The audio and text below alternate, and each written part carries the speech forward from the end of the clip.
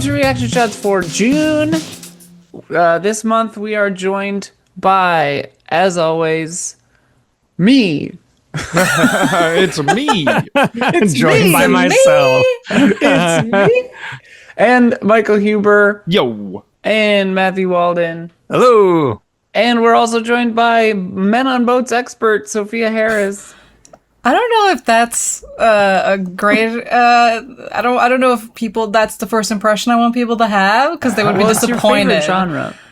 Yeah, favorite it's genre. not a genre though. It's a fun quirk that It's I, on your business card. That's, well, yeah.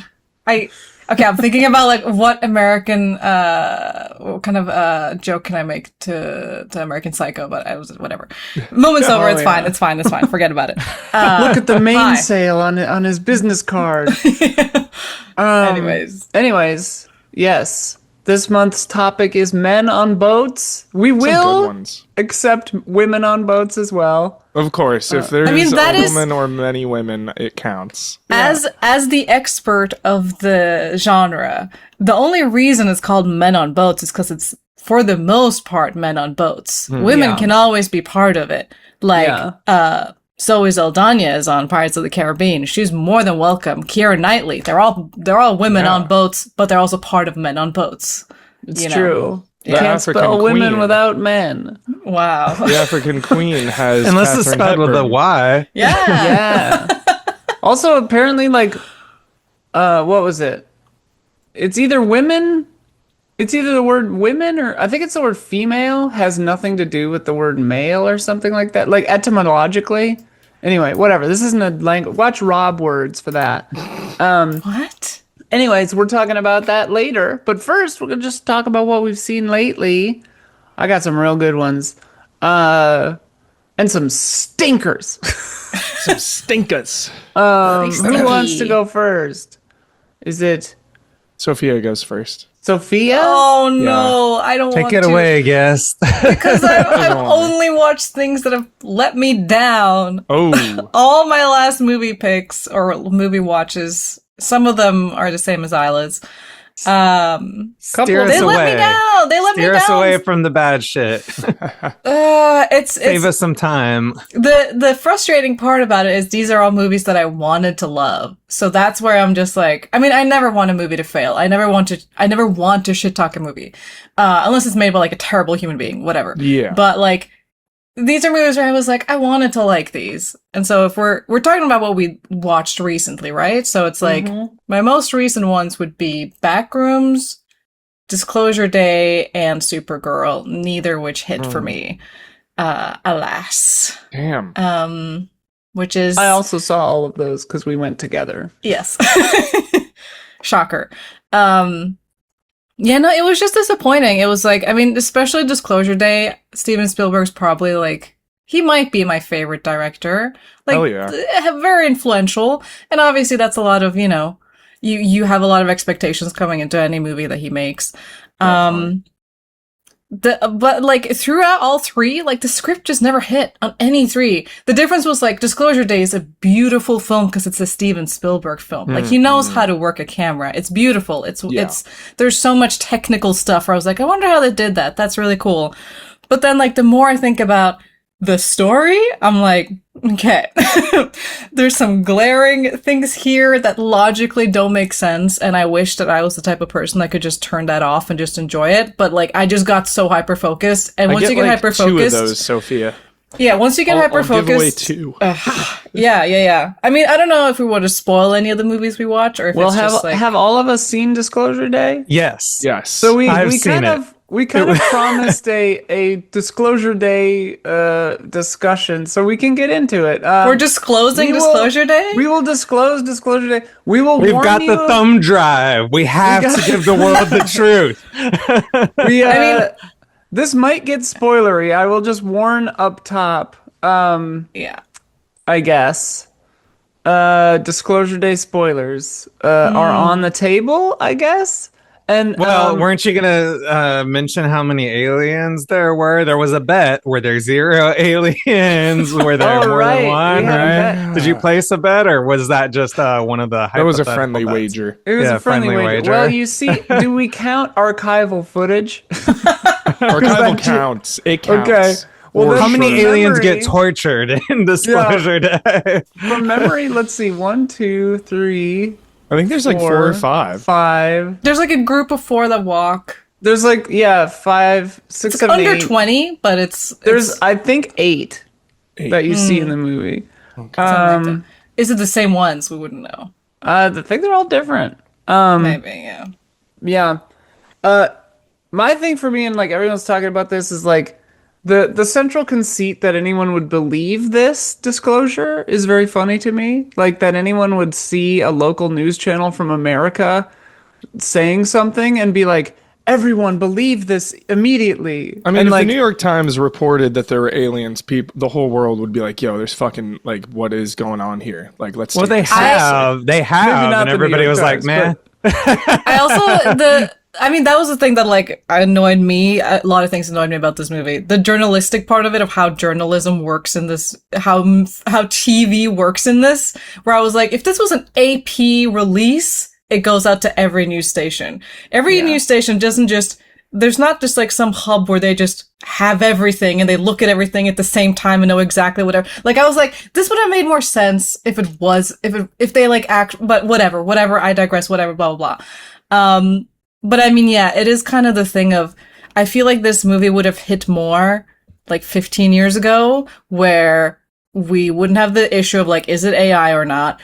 People would still have a little more faith in media than they do these days. I think that maybe also just and hope was still alive. That's why I loved it. That's why I loved it. I love the hope of this movie. To me, it's like Really enjoyed that element. Yeah, to me, it's like I enjoy the fantasy of the hope in this movie, but it is just a fantasy. Like you have to. It is so divorced from reality. Maybe. And like, what would happen? Who's to say? You know exactly how the world's gonna react when aliens come. the thing is, pretty presumptuous.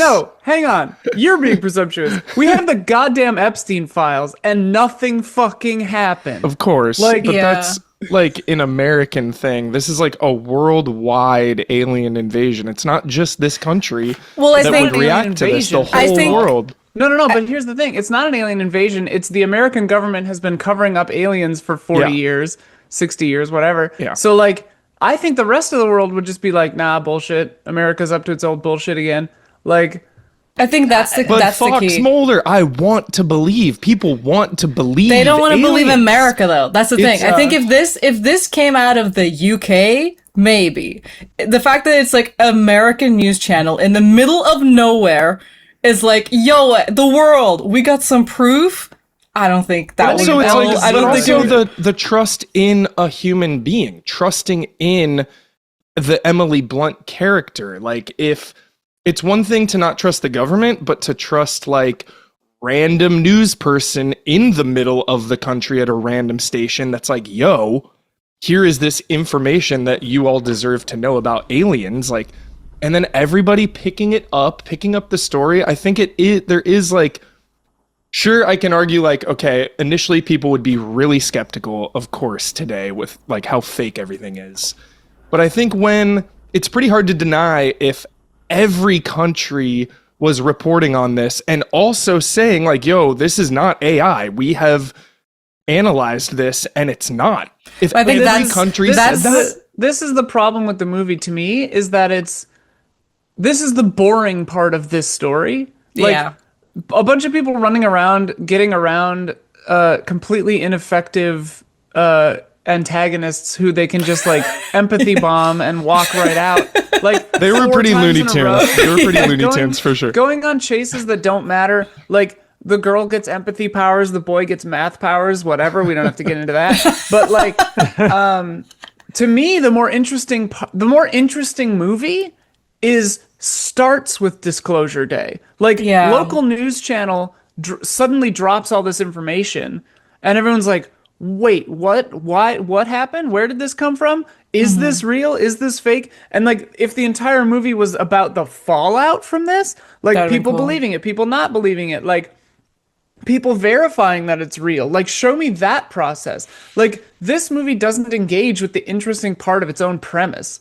And like you don't even get to Impact see the of the disclosure. climax. I you like know, the impact struggle would have of- been it. so boring. Just people looking at their phones and then just being like, huh, on a bus. Yeah. And then that Which was wouldn't just so happen. underwhelming from somebody Yeah. like Spielberg, who usually is so visually creative. The impact of the finale was just everyone staring down at their Yeah. phones, which probably might be how it could happen Yeah. today, but just That's what I thought. worldwide, even that was so visually unimaginative. Just, you know, shots of people looking on their bus. I mean, But it's a you shot could that still have- stays with everyone, so clearly it was effective. Everyone talks about that shot. In the It just- fiction of the world, but like I I think if this movie was more like Spotlight or more like one of those movies where it's That was a real story, but yeah. about people Yeah. no, but about the fallout, about people processing this, like it could start with a bunch of people looking at their phones, but then like I want to see riots, I want to see Yeah. like religious fallout, I want to see scientists analyzing years and years and years of footage, I want to see the alien literally being on the earth and talking to people, and like that's so much more interesting. Like Yeah, and that also I like like the struggle of them deciding whether or not to release it and just trying to release it. And then like the antagonists for sure underwhelming. Low stakes with Colin Firth's whole organization. Too many what is even going on, what are their motivations? But I still really liked main guy and his girlfriend like talking about like how it relates to religion. I thought that could have been maybe even a little more there, but I liked where they were going with that of like, yo, everybody's believe it, like all the whole world believes in like a god or whatever you want to believe in or whatever. false, but okay. Like no, the like I'm talking about the different Patently false. religions. No, I'm talking about the different religions, like the Christianity across the Yeah. world and like Judaism and all the different religions and how that would be shattered by the reveal of an alien being. And I thought that was a really cool, interesting Right, conversation. But like, wouldn't it be more interesting to see that? Because to me, as someone who was raised Christian, and I jokingly say I cured myself, but like who has moved beyond that, right? And like does not believe in any of that stuff. Like I see a character like that in a movie and I just go, okay, whatever. Like if your fairy tale falls apart, I don't give a shit. Like that's not stakes to See, me. I'm not religious at all, but I still like empathize with like her character, I guess. That's the difference. think- I'm not just like fuck you, I don't care. I'm like I okay, didn't say this is fuck you. I'm like this is a just girl don't who care. is I'm like she is clearly dealing with some like gnarly crisis of faith. Yeah. And I always find that interesting. I thought think- the acting was kind of weak from a lot of people whose acting I think is generally pretty strong. And I didn't think the acting was necessarily their fault. It Whoa. felt like a weakness in the directing, like they weren't given consistent cues because these actors are people who I thought are generally like great in other films. Yeah. I think they So- do. Damn. There's not enough meat on the bone, I think. Like how do you act like there are stakes when there aren't any? Well, I think that's the big thing is like you have these kind of cartoonish villains that are supposed to be the things they're afraid of as they try and get the truth out. And it's kind of like, I don't know what their deal is. The stick has no rules. Like, is it a weapon? Are we going to use it to magic? What are we, they needed to have like, literally have exposition where like Colin Firth says the stick can do X, Y, and Z and that's why we want it. And I'll be like, okay, that's fine. Not just like, you could just shoot into the house and kill these people. Instead, you're using the stick to get to the girl and then you have the girl pick up a knife. And I'm like, that's all very convoluted when you have like a bunch of guns and a bunch of people who could just and then you're done. Like if you have all these drones and all this crazy like tech, if you're like a tech villain, right?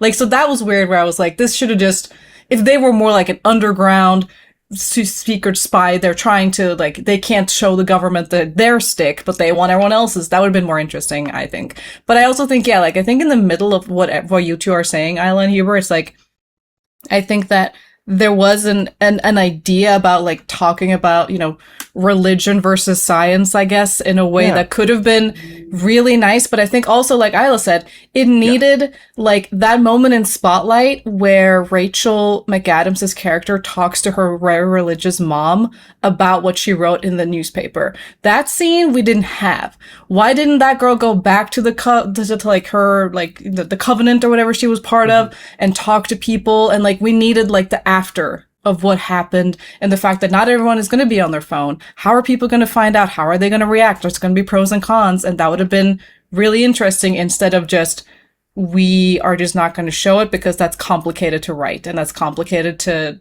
talk about. But I think that would have been interesting, maybe. It feels like with the stick and with the religious thing and with a lot of other things, maybe my main problem with the movie is that everything feels like the start of a really awesome idea that doesn't really pay off, you know? Because like, even within the movie, vis-a-vis the stick, you know, doing whatever. I love that we call it a stick. It's not a stick. I don't know what it's, the wand? I don't know what it's called. Ergo the stick. Ergo, magic alien artifact. The magic alien stick can do whatever they want. But like, there is a part in the movie when like a guy picks it up ungloved, and like, that part pissed me off. He disappeared and then like reappeared, and then everyone in the room was like, "What the fuck was that? Why would he pick it up after they've clearly been using glove?" Yeah, that's stupid. Was one but of those. Like, yeah. I liked the fact that everyone in the room was like, "What just happened? We didn't know it could do that." Like, I liked the idea that the humans don't know what the fuck this thing can do, because it's like, yeah, maybe it can just kind of channel energies and do whatever you want it to do. But nobody knows that. And if you're an alien from that technology, it's no different than a refrigerator. It's just like, yeah, that's boring. That does whatever you want it to do. It's fine. But like, that notion is cool, but they don't really lean into it. Like, diving into people is a cool notion. They use it like once, but they don't really like do it again. Like the idea that they say like, oh, you can't dive on an experiencer. And I'm like, okay, what's an experiencer? Is it just these two people? Because there's only ever two of them. Yeah. And like, to have a term for people that you can't dive on, and to know that you can't dive on them, but there's only ever been the two of them, and the two of them didn't have their powers and like didn't surface until like a week ago, like in her case, and like whenever for him. But like, you wouldn't have a term for that. You wouldn't know about that. You wouldn't know that you can't dive on an experiencer. How often have you been diving? Like, there's so many cool ideas, but they're explored in such a half-ass way. I like that we don't need to go all in on those ideas. Like, you need to go in enough to have the ideas in your movie be ideas in your movie. You know what they should have done? You know what they should have done at the end? To know what an experiencer, the lore of all that, like, we get. I need to know what and who one is. We get that, like, they are gifted with, like, the alien. They've been touched by the alien. No, but but are there more than just the two? Because Coleman Domingo says there's always just the two of you. Yeah, like, that's the big question. Who is Coleman Domingo? Right. Who does he play? Scientist. He just works at Wardex. But he is really good at making sets. Just sets. Yeah. He makes a house. The knowledge of that house. It's great. There are so many little things in this movie where it's like, this doesn't really make sense. I wish at the end that the alien used the stick and like gave the information to the world or something crazy, where it's like, oh, that's how you use the crazy stick. Like, maybe something like that. I don't know. Like, cause I thought that was going to be like the end where like when the alien got rolled in, I was like, oh, he's going to use the stick now for some, but then he just kind of sat there and I was like, well, okay, and this is really, this is my lack of, hope in the world, I guess, where I'm just like, people are not going to believe this. Or like, it's going to take months and weeks and tech breakdowns, and then people might believe it. Well, when you get the Disclosure Day 28 years later sequel, you'll get all that. It'll be the post-apocalypse. It'll be nobody believed it, and it was too late. Like, yeah. Well, I would love that, actually. That's the funny thing that sure. people have been pointing out, where they're like, we can't release this information. The world is going to go to hell. And it's like the whole movie, the backdrop of the movie is that World War III is about to start. And it's Yeah. like, well, Yeah. it couldn't be worse. Like, Yeah. shit's already bad, dude. What do we think Anyway. about what? I just. Sorry, go ahead. Go. You go. No, I thought back also. I keep forgetting about the boyfriend and that whole plot about the. Wyatt Russell? Wyatt Russell. Wyatt You're Russell so getting funny. cucked. I Oh, wanted he's him so to, funny. at the end, to like react or do something, and I was like, he just, bye, Yeah. see you later. I think He I was enjoyed it pretty so much. dopey. Yeah, He but was he kind of pretty wanted to take dopey. care of her. Yeah, that Just was- my last thought is I really enjoyed it because above all, Spielberg is fun. Capital F. That movie was fucking fun. I had so much fun. I think it started fun. Yeah. I was like Wile E. Coyote who runs off the cliff. I went in like I Yeah. was with you on the preview episode, and I was like, I have my advanced IMAX ticket. Oh, yeah. You know, You I went was IMAX? like, this looks fun. I was jazzed there as hell for opening this night. movie. I was like, Yeah. I'm fucking going. They're Yeah. talking in weird languages on the commercial. There's gonna be aliens. I was like, I don't care. I'm there opening night. I'm gonna go watch this shit. And like halfway through the movie, I'm not a person who critiques plot. I don't give a shit. Show me a good time. I'm Yeah. gonna fucking love a movie. I don't care if it doesn't make sense at all. But I was like, I noticed that there was no like cliff underneath me, and I started to fall down. I was like, oh no, this movie doesn't make sense. Ah! and then eventually I just like hit the ground. Oh. But one thing that I loved about this movie, I absolutely loved, and Isla, you will instantly know why I loved this.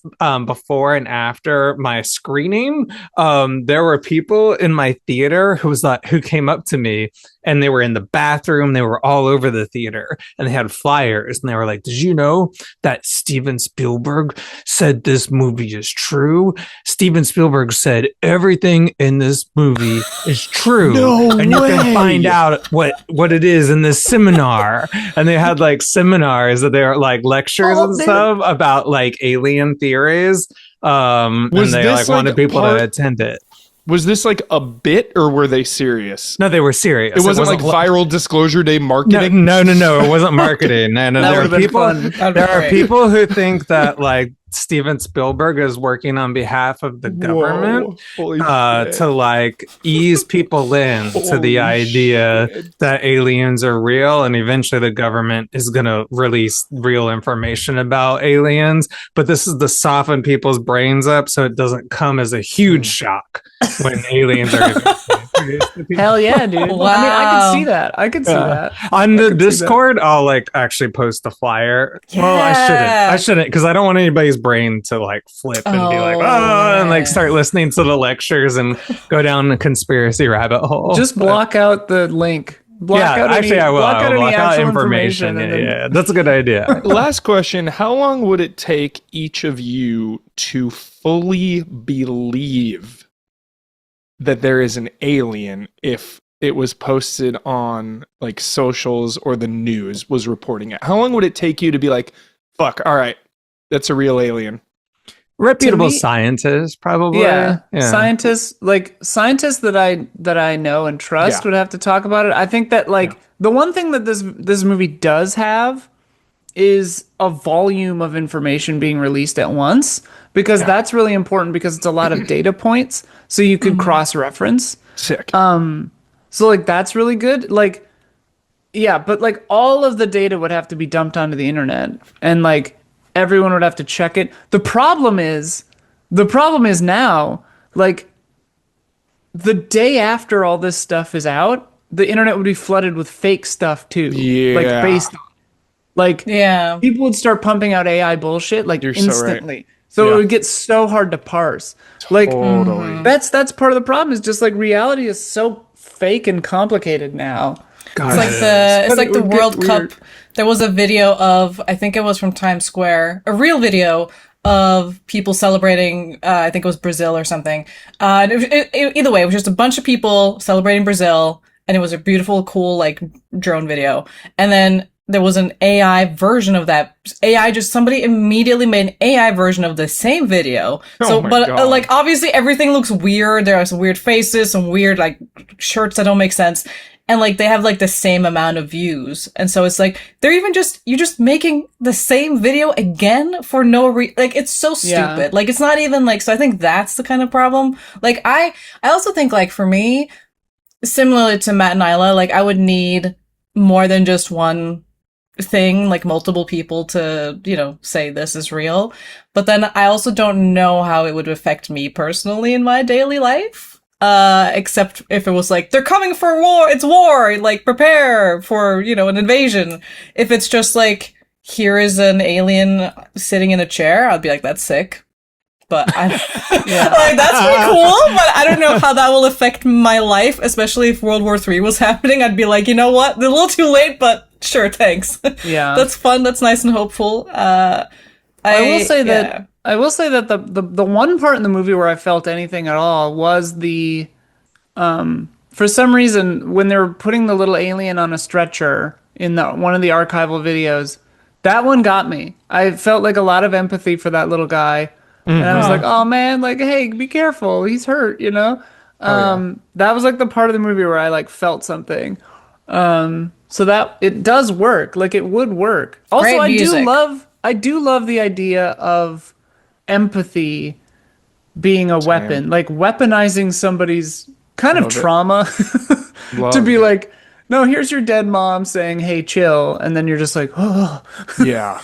Like that's the thing I wish they had played more into, because I feel like one of the bad guys, that trick didn't work on him. The guy that was driving like after them. Yeah. I wish they played on that more of like if like a narcissist or a sociopath are like immune to this, because I feel like 10 minutes of his footage was cut or something. Like, what?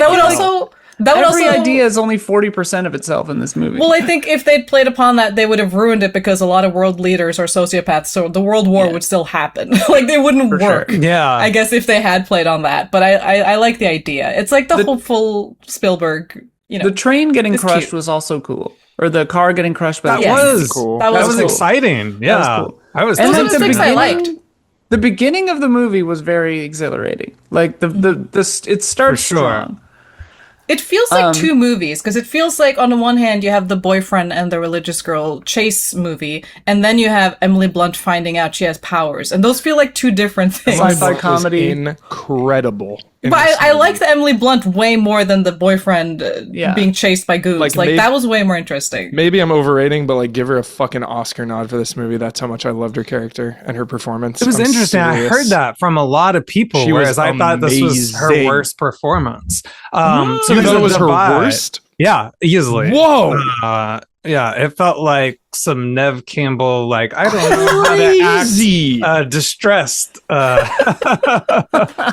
Wow, this movie is so divisive. I love that. It's very interesting. It must like really reach people in like an emotional part and hit other people's brain like operation buzzers, you know? Totally. It felt like, for me, it felt like it just totally passed over and through me, like a room temperature waterfall that didn't make me wet, like I said on Easy Allies. Like, just walked through it and then I was like, what was that? Okay, on with my day. Yeah. Well, it feels like, you know, David Kopp, I don't know how to say his last name, but he's the writer, and it like he also wrote, you know, the last Jurassic Park movie, and I had the same feeling of like it just came and went, and then I was like, oh right. That was a movie. And I feel like Disclosure Day is going to be the same, where I'm like, oh, right. Like, I don't want to forget it, but I do forget it. And it just... It's funny because we went and saw this movie with our friends. And like, lately I've been getting... We'll talk about another one in a second. But, like, I get, like, blue-beamed by movies that don't get me there, you know? And then I come home and I got to watch something better or something else, you know? So we came home and we watched Casino Royale after Disclosure Day because Sophia and Vivian had never seen it. It's great. And it hit. It hit. Good one. All right. We've talked about fucking Disclosure Day for 30 minutes. Anything else? Sorry. People have been demanding. No. Spielberg. What were we talking? What I watched. Yeah, so next up would be Backrooms or Supergirl to continue the disappointment train. I'll just go really quick. Yeah, Backrooms, the plot didn't work for me. I'm very happy for him and making this movie at such a young age. That's always applaudable. Incredibly promising debut, I'll say that. Yeah, and like it was really incredible environments, really good like Like I would the agree. soundscapes, the look and feel of this movie was really good. I wish Just they like got. writer. Yeah. I just wish they got lost in the back rooms. Nobody ever gets lost. as you're supposed to do. Nobody ever- That was my one thing. I also think that the Chiwetel Ejiofor's character had an unnecessary backstory that felt a little ill-spirited, a little I mean, agree. even a little stereotypical, and it Little never tropey. paid off. 1000%. It didn't have to. I just wanted. He could have just been. Oh, here's this guy who's like obviously in this time as a black man, it's hard to like own this type of business, do all this stuff. Maybe he deals with some societal stuff, but he's also like, you know, his wife left him and he wants to be an architect, but being an architect in the 90s, being the person he was kind of hard, you know, so now he's kind of sad and, you know, stuck at this, like, you know, work in this furniture shop, not his dream, not what he's, you know, and then he finds that would have been enough. Like, he didn't need to be like, oh, he's an alcoholic and like he was mean to his wife, like all this other stuff that happens. And it's not even a spoiler. It's just like, that's his backstory. And it's just like, for no reason. It felt lazy, that backstory. Yeah. It felt didn't need to. It felt like, why bring it up if you're not going to engage with it? And also, like, there's an obvious parallel that I feel like maybe they were kind of trying to do, where it's like he feels like his life is stuck in this liminal space, right? Mm-hmm. He's between his dreams and his marriage, and between his house and living in his store, and his business is failing, but, you know, whatever. So he's in this like liminal period of life, you know? And I think that would have been enough. You didn't also have to put the hat on the hat of being an abusive alcoholic, which just leans into some negative stereotypes. And if you're not going to engage with that, it comes off as kind of, a little reductive, maybe. It felt like a little. It felt like a first movie. You know what I mean? Where it was just like you tried to do this more like deeper understory line of this horror movie, which you wanted a horror movie. It's nice when horror movies have like a deeper message, but this just didn't it didn't work for me. And also you didn't need to like like you were saying, Isla, like the key to the Backrooms, the scary part is you're lost in a space of nothing. And that is like such a natural metaphor for being like a career, like being stuck in a job you don't want. Or like, you know, not being able to reach wherever you want to, you know, go and actually be the person you want to be. And so I was just like, it was you know, but also I'm just like, you know, congrats, you made a movie. That's fucking cool. And I think it was just, I hyper focused on the script. All it needed was like just one person to just look over the script and be like, let's just scratch this out and just put it aside, and then we'll add him getting lost. Somebody get lost in the place where people get lost, please. It needed a 12th round of notes. They brought in a Hollywood writer who'd been writing TV for a while, and I would have loved just to see whatever Kane came up with, his weird shit, because I liked his like YouTube. It might have been better. Those were interesting. Yeah, I would have just loved to see his weird shit, but it probably wouldn't have, you know, like gotten the money it got. They were like, let's bring in somebody experienced. Yeah. So well, whatever. to hear Kane Parsons talk about, I heard a snippet about AI that he said, and I was like, this kid is smart and knows what what he's talking about, sure. and like, you know, and like I almost do wonder if the things we didn't like about this movie were studio interference.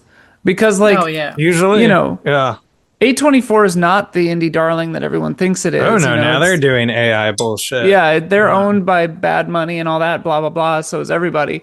But, like, I do wonder, if his instincts, if the movie would have been better, if it was just kind of more bare bones and, like the YouTube videos? Truly what it, down to the marrow of it. Mm-hmm. But the set was fucking sick. The way it was shot was cool. Like, I really enjoyed the a shit lot out of it. Yeah, with whatever like bare little they had on the script, the two leads really made a meal out of it. Well, that's the thing is like I thought Chiwetel Ejiofor and Renata Rensby were right Rensby. Renata Rensby. Sure. Yeah. Renata Rensby. Renata Rensby. I thought they were great. I thought that pretty much every other actor in the movie was not great. Like. There's a part. Oh, the kids with the like little handheld camera. Yeah, like there was some acting in that where I was like, "This is pretty rough." Like, well, I wonder if it's a direction thing rather, where it's just like they didn't know. They felt like the leads were in one movie and those two kids were in another movie. And I feel like that may be like part of the inexperienced director thing where it's like you need to mash them together. And like obviously I don't know what those kids, I call them kids, they're probably like in their 20s. What their experiences compared to, but obviously like the two others are, you know, Academy Award level of like doing big movies. And so I feel like they should have like, you know, I don't know. It was a decent film. It was fine. Have you seen this, Huber? I have not. You know, there's like some found footage elements in it that I think you might respond well to, right in the middle of it. And those are pretty fun. Yeah. Mm-hmm. Were there any good jump scares? No. Not as much as in the YouTube series. The YouTube series is a little scarier. Yeah. There's also it also does the thing where when you see the monsters, you know, like clearly you're like, oh, okay. As soon as you see anything, it voids all. Just leave them as shadows. Leave them as weird things, and like you see half a thing, and not you like really the gotta full. hold it. Yeah, they can't show your horror cards too soon. No, it's anyways, weird because we also watched Hokum recently, which I liked a lot. That one, I love that movie. The first half of that, I was so scared. I was like, oh, like so. Because it's that creepy shit, Isla. The first 5 minutes, there's some fucking thing standing in like the shadowy corner. Yeah, and like that kind of shit really gets me. Like what's about to be there? Like what's about to be there? Like that kind of horror is very scary. But then as soon as you see the stuff, like the back half of that movie, I wasn't scared at all. I still really like the story and the performances. Then it turned into Silent Hill Resident Evil in the back half, though. yeah. It's like a straight up video game. You're right. Yeah, it's a survival horror. But like, I love the idea of somebody having to break a bottle in the desert. Oh yeah, just with really good. like where am I gonna smash this thing? Yeah, cool. But yeah, it's hard for horror movies to like keep it up the whole time, I guess. Totally. I also feel like there is I'm missing the Samaras and the, you know, Grudge Monster and like scare, like actually have like a special effects makeup person sit down and like design like a crazy looking, scary, weird person, humanoid, monster, whatever. Like I feel like I need more of that. I need more of the one, you know. Yeah, I don't know. The one I'm really excited to see is that it's like the Maori horror movie called Marama. Oh, yeah. It's on streaming now, but it looks really cool. What's it I called? haven't seen it yet. Marama. It's M-A with a line over it, R-A-M-A. Oh, cool. I haven't heard of this. It looks I'll need sick. to look into it, yeah. It's on like Mubi now or streaming or something, but it looks really Blue cool. collar, And it's like Mubi. a cool hour and a half. Love hour and a half. Especially for horror. Yeah. The shorter the better for horror. Shorter the better, yeah. All right, let's keep it trucking. Supergirl. What do you think? We'll try to stay non-spoilery with this one, talking just like general I inspiration. definitely want to see it. Try and see it tonight, yeah. And just stuff that's in the trailer. I think I tolerated it slightly more than Sophia, but neither of us liked it. Well, I think because you have read the source material and I have not, and you really like the source material, and so my knowledge of Superman, Supergirl, all of the DC ones is very, very minimal. It's just the movies. So I don't really have any, like, I liked Superman. It was a fun movie, but like I also forgot about it, you know? Like it's like I loved it. it was so much fun to watch it, but I don't think about it. I'm not like I'm gonna go and rewatch it like I would, you know, I don't know, Dark Knight, I don't know, the Batman, whatever. Yeah, but yeah, this one didn't hit for me, and that makes me really, really sad because people are gonna get the wrong message out of why this didn't work. That's what's a bummer. Where it's like this was also for me like a script thing, a story thing. Some things didn't really make sense. Also, there was some weird music choices that I was not. There were in the trailer. The trailer seemed kind of weird. Yeah. Yeah, the music was I'm a little. I'm so tired of that. It almost love feels just an original score. Why do we have to have like no doubt in superhero movies? Well, Give me a break.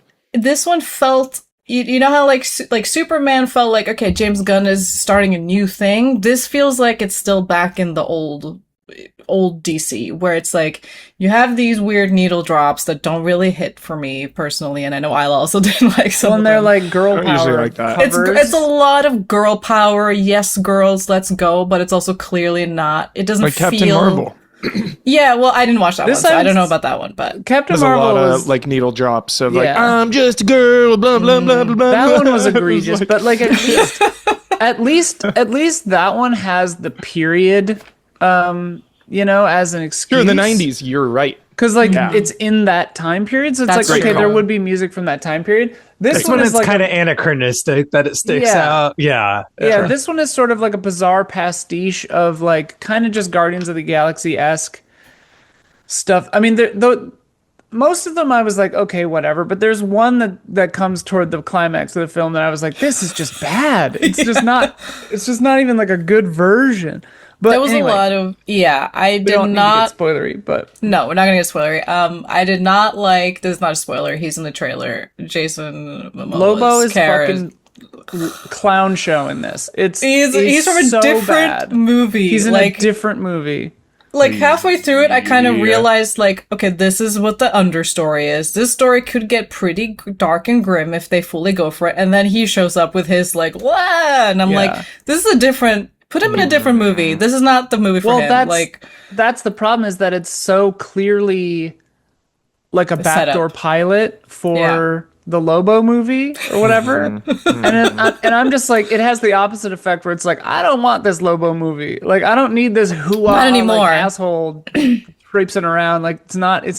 Does he really say 2004. hooah? Is he doing Al Pacino? He doesn't go hoo-ah, but he goes like, yeah. yeah. Ooh, yeah, like just randomly cuts to him go like I have- reacting to stuff. I have always despised the character Lobo in comics and animation and media in general. It's honestly one of my least favorite comic book characters. Wow. Anytime Lobo shows up anywhere, I'm bummed about it. I'm like bummed Well, out. then you're gonna You're love gonna this. hate. Because like what's really egregious is like, you know, it literally feels like a different movie. And like there are moments, without getting into specifics, where it's like the real characters in the movie are doing like an emotional thing, and then it just cuts to Lobo like going, yeah, like, yeah, girl, yeah, like and it really That sounds like feels- Rob Schneider, like a Rob Schneider. Yes, it literally feels like you can do it, like Yeah. stupid ass bullshit, like, and it feels like someone at the studio at Warner or somebody was like, we're losing the boys, we need to get no. we need to get a man in here to shuck his dick around and make this okay, you know, like, and it also just, it doesn't fit the story, and it doesn't make sense in this story. Like, it doesn't work. Yeah, I mean, there's That like, said, I loved her as Supergirl. I think she she's does so a great Millie job. is great. Yeah. There is Like- also really funny because there is a part of the movie, no spoilers here, where it would have made sense for Lobo to just be and Yeah. like have a conversation, but then that should have been the entire thing, and it would have been more impactful if it was would've just been much literally more like, impactful if he was in the movie for like 3 minutes in one scene. and that would make so much sense why he was there. But then they just like Yeah. chucked him in every time he came on. It was like, vroom, vroom, and I'm like, oh, God, okay, yeah, I get it. This is so stupid. But anyways, the movie was just very. I like the fact that they gave a somewhat not completely fresh, but somewhat fresh writer a chance to write a movie like this. But I also wonder if they could have needed some sort of like a bigger team to be like make sure to like, because this one, it just like I was said earlier, like the fact that this one isn't that great, people are going to take the wrong message and it's going to be a shit show, and it really sucks. And it's just like, it sucks when like boy movie is bad, but it doesn't matter. It's not because it's a boy movie. Oh, they get to fail all the time. It Yeah. doesn't represent anything. yeah. And like this movie, just because it has women in it, you know, it's because of that's the message they're gonna take, you know. Yeah. And it's a bummer because like, yeah, I have read the book that this is largely based on, and I understand some of the changes that they made, but the way they made those changes don't really make sense. And like some stuff that I understand like why they would want to make that change actually has the opposite effect of what they were worried about. Like, I don't want to get too specific, but like some stuff they did with the villain, like I think didn't really work. Yeah, I don't know. It's again sort of like Disclosure Day. It just washed over me. I didn't really feel anything about it, except for disappointment, I guess, because I was really really excited for it. I really liked this book, and I really love the notion of I was so optimistic about it. of a powerful woman. Yeah, like. And there are lots to love in this. Like, there's a lot of little glimmers of really excellent stuff. Like Disclosure Day, it has like moments of time where I'm just like, that's great. This is definitely worse than Disclosure Day. I don't want to like compare them, but just because we were talking about it. Yeah. Anyway, yeah. Yeah, Do you have I another would one? I will also just say like I have extreme superhero fatigue still. So that's why I had like more of a negative reaction to the movie where I was just like, this is not like Superman felt like, oh, my fatigue is fading. And then now I'm like, no, it's still back. It's still there. Like I still can't do the Guardians fun needle drop superhero thing. I just can't. Give me the Batman too, I guess. Yeah. Anyways, yeah. And Spider-Man and Doomsday. Ooh, yeah, Spider-Man. Hopefully, I'm still fatigued. I don't know. Hopefully, I don't know. Spider-Man I'll leave is it too on. jolly. It's a little jolly. I don't know. We'll see. Do you have any other stuff you saw lately, Sophia? No, I've talked way too much. I'm so sorry.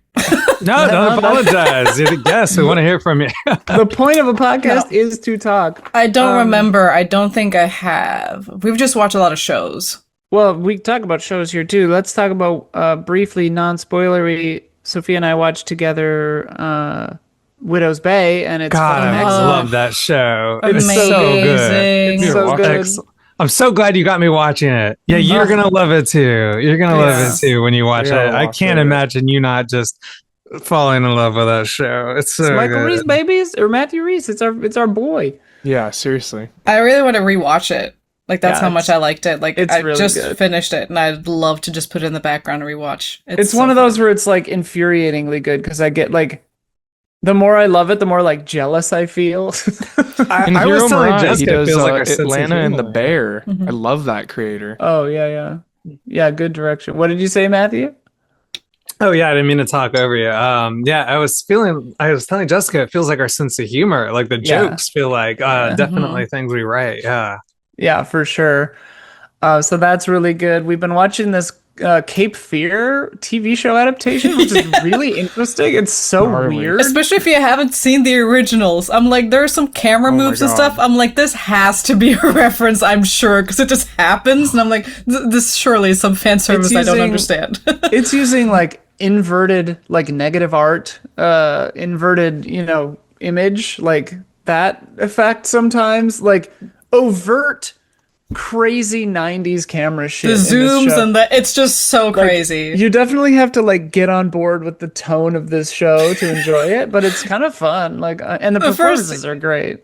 Yeah, the first episodes, I was like, I don't know. But then I think we're on like 3 or 4, and I'm like, okay, I think I see where this is going. This is campy and fun, and like, it's an easy watch. It's an afternoon Cape watch. Fear is an easy watch. I guess I haven't gotten to the bad stuff. Well, I'm saying in like, Crazy. you know how like, okay, this might just be me. That is not what I don't expected. Whoa. listen. I mean, she's wired wrong.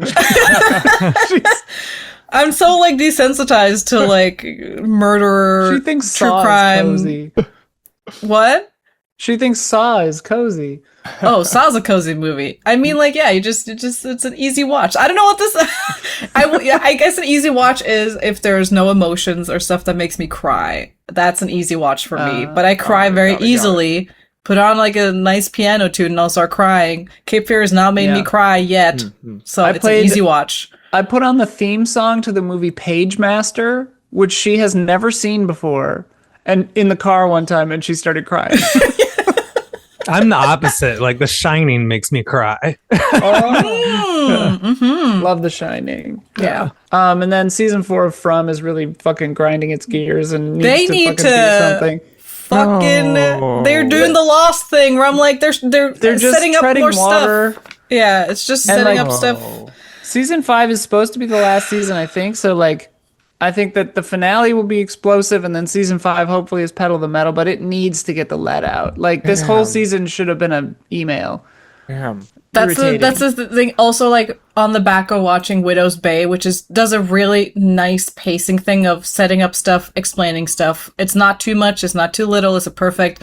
And this one is just, they're just walking, hey, whoa, wait, and then just like setting up a new. That's Harold Perrineau keeps saying that all the time. It's really funny. But yeah, I don't know. From is I'm on my. They need to do something. I'm freaking out. But yeah. It's cute, I guess. And then Vampire Lestat we've been watching, which is perfect, and I love it. Lestat is perfect. It's great. I have a question for you about Vampire Lestat, which the first episode was just incredible. One behind. Mm-hmm. Just Okay, like mind-blowingly good. No It was so Velvet Goldmine-esque. Like I loved the editing. The editing was it's crazy. out of this world. So I got to the second episode, and I'm going to try and keep this broad as possible for people who haven't watched it. And one of the characters, I won't mention who, has some interesting relationship details with their family. How heavy is that explored throughout the season? Is that like just constantly over and over and over, or is that just it's the one having to deal with? Yeah, it's a big part. I think it's where you're going to explore. I think it's going to. I think that the through line of the season, if I were to guess, I mean, it's been a long time since I read the book. It was very, where it's like Game of Thronesy. Yeah, but I think it'll like the third episode, like literally addresses it straight on, like talks about it, and then I imagine that the rest of the season will be dealing with the trauma from that. And realizing about, like, the character needs to realize there's a trauma. And I think that, sort of an interesting kind of villain kind of a deal, but who knows? I have faith that they will deal with it because they are already dealing with stuff and like the show, like the other seasons have done a good job talking about that and like removing the fantasy around vampires and just being like, you all know what vampires are a lot of the time metaphors for and what they deal with and how it's the trauma and everything. And so and we watched House of the Dragon. Holy shit. I forgot about God. That. So good. Season 3 premiere is fucking Men crazy. on Boats! There were so many men on boats! Holy fuck. Great men on boats in that. I love that show. As someone and women on boats.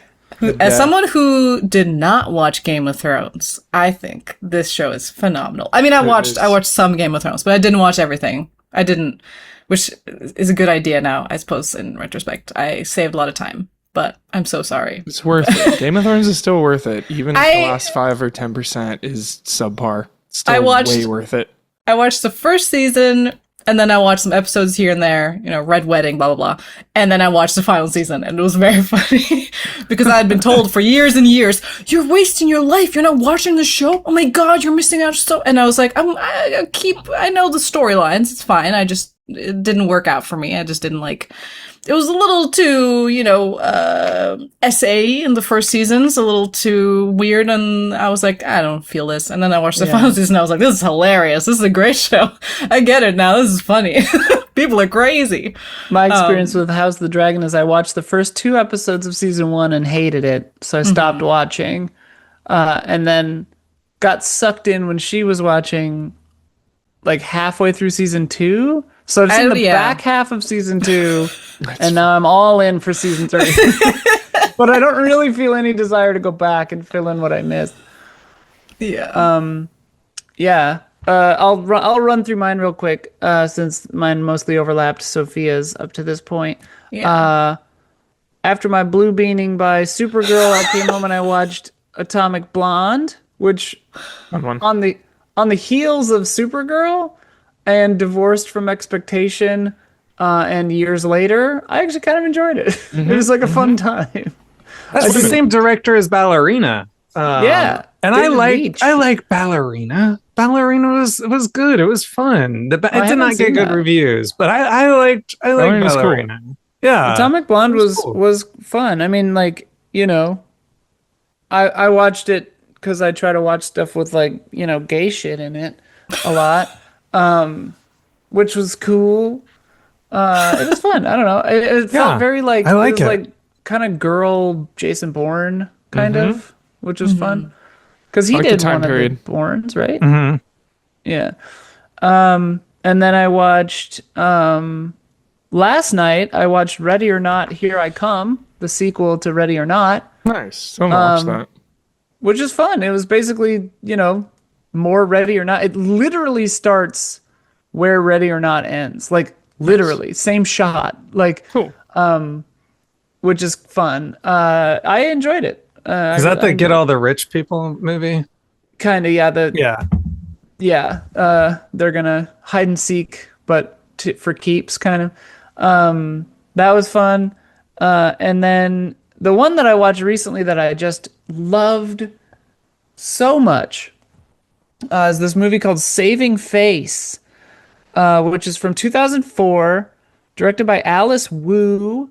It is about Chinese American generational thing. So it's like the grandparents' age, the mom and the daughter, and Joan Chen plays Ma, like Oh, her cool. Will's mom, the main girl, and like she's a revelation in this, and like it's such a wonderful story because it's about the way that I think it's just such an honest look at so many different things. It has great mother-daughter stuff, great, generational trauma stuff, great,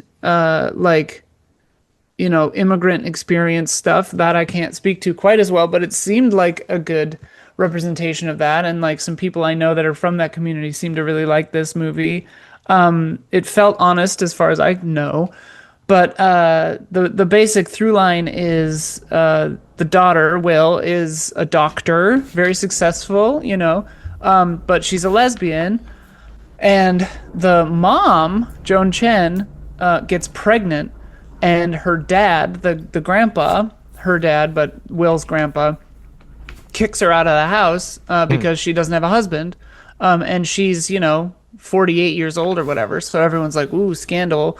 And so like it sort of positions this where it's like Joan Chen, the grandparents' reaction to Joan Chen's pregnancy out of wedlock, and then Joan Chen's reaction and like how they interface with her daughter being gay, and like yeah, it's good. And yeah, I loved it. I loved it to pieces. Hell yeah. And like important disclosure for me, like, there when it comes to lesbian movies, there's sad ending and happy ending, right? And like ne'er the twain shall meet. This has got a good ending, it's happy.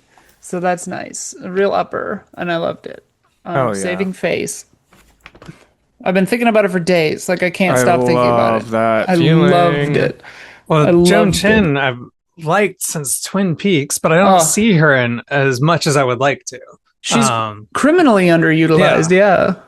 Even in Twin Peaks, criminally underutilized. Turns into a doorknob at one point, if I recall. Love that.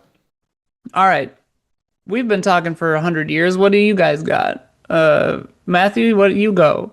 Well, I love Boosters. I gotta see it still. It's fantastic. It was better than I hoped. I thought like this will probably be good, and it was great. It's the Boots Riley movie. Oh, I know. It kind of came out of nowhere. The guy who directed Sorry to Bother You and Musician. And it was just so good. It stars Kiki Palmer and Demi Moore. And it's about fast fashion and designers and capitalism and people who steal clothing to get back at being taken advantage of as workers. and it's great. It's kind of, if you remember, a couple of years ago in the news in Los Angeles, they were like, "Oh, there's this rash of thefts everywhere in big clothing stores and Rodeo Drive, and it's crime is out of control in Los Angeles." But basically, it's always reported that these stores are getting broken into, but the whole fashion industry is, based on really theft from not paying workers fair wages. So that's the idea of this movie, is like, who's really stealing from who, and why is one idea of theft more reported on than the other? And so it's a group of friends who decide to go on stealing rampage of clothes when one of their ideas gets stolen. One of their clothing ideas gets stolen by Demi Moore, who's this fashion designer. And they're like, "Fuck this! That's so fucked up. We're just gonna go steal all these clothes and make a ton of money by reselling them." So it's a really fun movie, and it goes in wild, creative places that I had no idea. I would kind of compare this to Everything Everywhere All at Once. And They Live and Repo Man. It's just so visually creative. I had no idea what to really expect. want to see this, because it's like, I saw that Boots Riley did a video on like some of the practical like sets and costumes and like lenses and stuff that they were using for this movie, and it seems so cool. I would have been so sad if I missed this now, knowing what I know, because it was such my kind of movie. Somebody didn't want to go see this with me in the theater. I'm sorry. And I kept asking. I know. You could go somebody yourself, didn't wanna bitch. go. Sometimes I just don't want to go to a movie theater. Sometimes the idea, It's stressful. I love movies, but sometimes I'm just like, I'm not feeling it. And that was the feeling I had. It's nothing against the movie. I was just like, I want to be cozy at home watching this. I don't know. There's just like, I feel like I gotta, also there's the thing of, I have to like not be tired at all, because I fall asleep in movie theaters very, very easily. I almost fell asleep during Disclosure Day too. Like I get too comfy. I did too. Yeah. I've slept through a lot of bad movies and some good movies. I fell asleep through all of like Ant-Man, and I still think about that, and I was like, damn, I shouldn't have slept through that. That was probably real fun. I watched it afterwards. It's a fun movie, but yeah, I don't know. I'm sorry, Isla. You have other friends you can go with and watch this I'll movie get myself without a movie theater wife. I'm more likely to fall asleep during a movie I'm enjoying, because I'm like, I'm having a good time. I'm just relaxed and comfortable. Yeah. I get more like pissed off during a bad movie, and I'm just like thinking about what I don't like. Yeah. So if a movie's good, I'm just like, everything's great. I think some of my greatest sleep I've ever had was Alice in Wonderland 2, and the one I saw with you, Isla, Miss Pella. You still talk about the Miss Peregrine's Home for Unusual Children or whatever. You slept so hard in that. I slept incredible. It's like the most peaceful sleep I've ever had. And I woke up and Isla was like, this movie sucked. Hated that movie. Oh Yeah, God, I don't know was what that movie was about, but never saw it again. But anyway, it was sorry. about nothing. Yeah. Anyways. Continue, Matthew. I love Boosters. It was great. Huge middle finger to capitalism. I got like teary eyed at the end, just because like I'm very sentimental about workers organizing and coming together. When that happens, I'm like, oh my God. And a movie advocating for it and seeing it in a theater.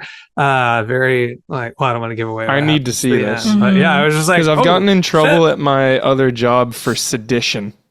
I try to always get all my crew to fight back against the fucking corpo managers. And I've literally been sat down and they've been like, you need to like not do this. And I'm like, I don't really care about that job. So I'm just like, well, I'm going to call it like I see it. I'm not going to let my fellow employees get pushed around. I'm going to say something if I see that and I feel that. That's awesome. I gotta see Proud this. of you. Good job. Yeah, Speak truth to power. Hell yeah. Fuck them. fuck them. Discuss your wages. I never Yeah. even heard of this movie. That's crazy. Yeah, it's fantastic and it's funny. Like really importantly, it's not didactic about it. It's funny. Like it's just a fun movie to watch. So Alex saw keeps that- glaring at me. Can you just go see it by yourself? I'm gonna rent it and watch it later today on our I mean, TV. looking at my list here, it's likely going to be in my top 5 by the end of the year. Call me on it if it Wow. isn't when we do our like rundown of Okay. favorite movies. But yeah, so I saw Backrooms, which we discussed. Yeah. Kids talk about analog horror, but if kids like Backrooms and analog horror, don't sleep on Possibly in Michigan. It's on YouTube. That's a movie that came out in the early 80s. It was shot by this really cool woman named Cecilia Condit. I've loved that movie. I've watched it for, 15 times. It's like 10 minutes long. It was shot in a mall on VHS. She found out that she was dating a cannibal and she didn't know it. And she Whoa. made a movie in a mall to like process the horror of finding out that she was dating a cannibal. Crazy. Yeah, it's a musical on VHS. She's being stalked by a man in an animal mask in a mall wearing a tuxedo. It's creepy. It's funny. It's incredible. really creepy. Backrooms vibe. And such a good liminal title. analog horror, possibly in Michigan. Yeah, just look it up. It's got millions of views now because That's people love such a it. good title. Yeah, if Possibly you- Yeah. in Michigan. That's so good. Yeah, if you like analog horror, possibly in Michigan. Yeah, check it out. Anyway, Cool. just since we were talking about Backrooms and I saw Backrooms, I couldn't stop thinking about possibly in Michigan. I saw Obsession because I wanted to see. I need to see that still. Now I can glare at you, Isla. Yeah, 'cause So- I want to go see that one. I ain't again it. Yeah, I saw Obsession. I wanted to see what was happening because everybody loves Backrooms and Obsession, and I saw the trailer and I was like, "Fuck this movie," because it looked like it just looked like the stereotype. Like it looked like, you make a girl fall in love with you, but then she gets too clingy. And I was just like, I hate that. Like it looked like it was like subverting like some kind of like masculinity thing, but not really doing it all the way and not like really being feminist. And I was Yeah. like, you think you're doing something cool, but you're actually not. But then everybody who I knew who had seen it was like, trust me, it's actually good. So it's like, I'll give it a try. And it was mostly cool. I liked it. I was impressed by the filmmaking. The filmmaking was super lean. They did incredibly creative things on such a small budget. It was like under $1 million. 1 million is what I've heard. Yeah, under $1 million. They had maybe like 5 or 6 locations. Yeah, I mean, they probably paid everybody nothing, which sucks. I mean, I hopefully don't- if they got points on the back end, everyone's doing great. I mean, probably not the production artists or things Yeah. like Yeah, that, or yeah. like the gaffers or PAs or whatever. That sucks. It's standard for the film industry. Same thing for me. I got nothing. Not saying that's right. Not saying I got nothing, so you should get nothing. The whole industry needs to change, but yeah, that's how they made it for $1 million, probably. But it was very creative. The movie is economically lean in terms of its storytelling. Like it's just a very tight script. It's so impressive. Like they waste no time with telling what they got to tell. You'll just watch it and like, this is lean, tough filmmaking. It's so impressive. The editing's lean, like everything is just, you're like, this is good filmmaking in that sense. And then in terms of like what it's doing gender wise, it's very much undermining the nice guy myth. I really like that. Like, what's wrong? I'm a nice guy. Like, I deserve this. I deserve someone to fall in love with me. I'm owed this as a nice guy. I'm trying not to give things away because there's stuff in the trailer that is part of the basic premise of the movie that's not told. So it doesn't have a twist ending. I was thinking maybe there's a twist at the end of the movie that makes everything interesting. There's not. There's just something throughout the whole movie that's baked into the premise that's very fascinating. Oh, cool. It's I read a review by this critic that I really like. Clarice, she writes for The Guardian. I wish I could remember her name, but I have CRS disease. Can't remember shit. That's from Bottle Rocket. Can't remember shit disease. But anyway, I'll link it in the Discord. What is it? What's our Patreon details? I forgot. Patreon.com/reaction chat. Yeah, join our Discord. We love people who support us, and we love people who just listen to the podcast or watch on YouTube.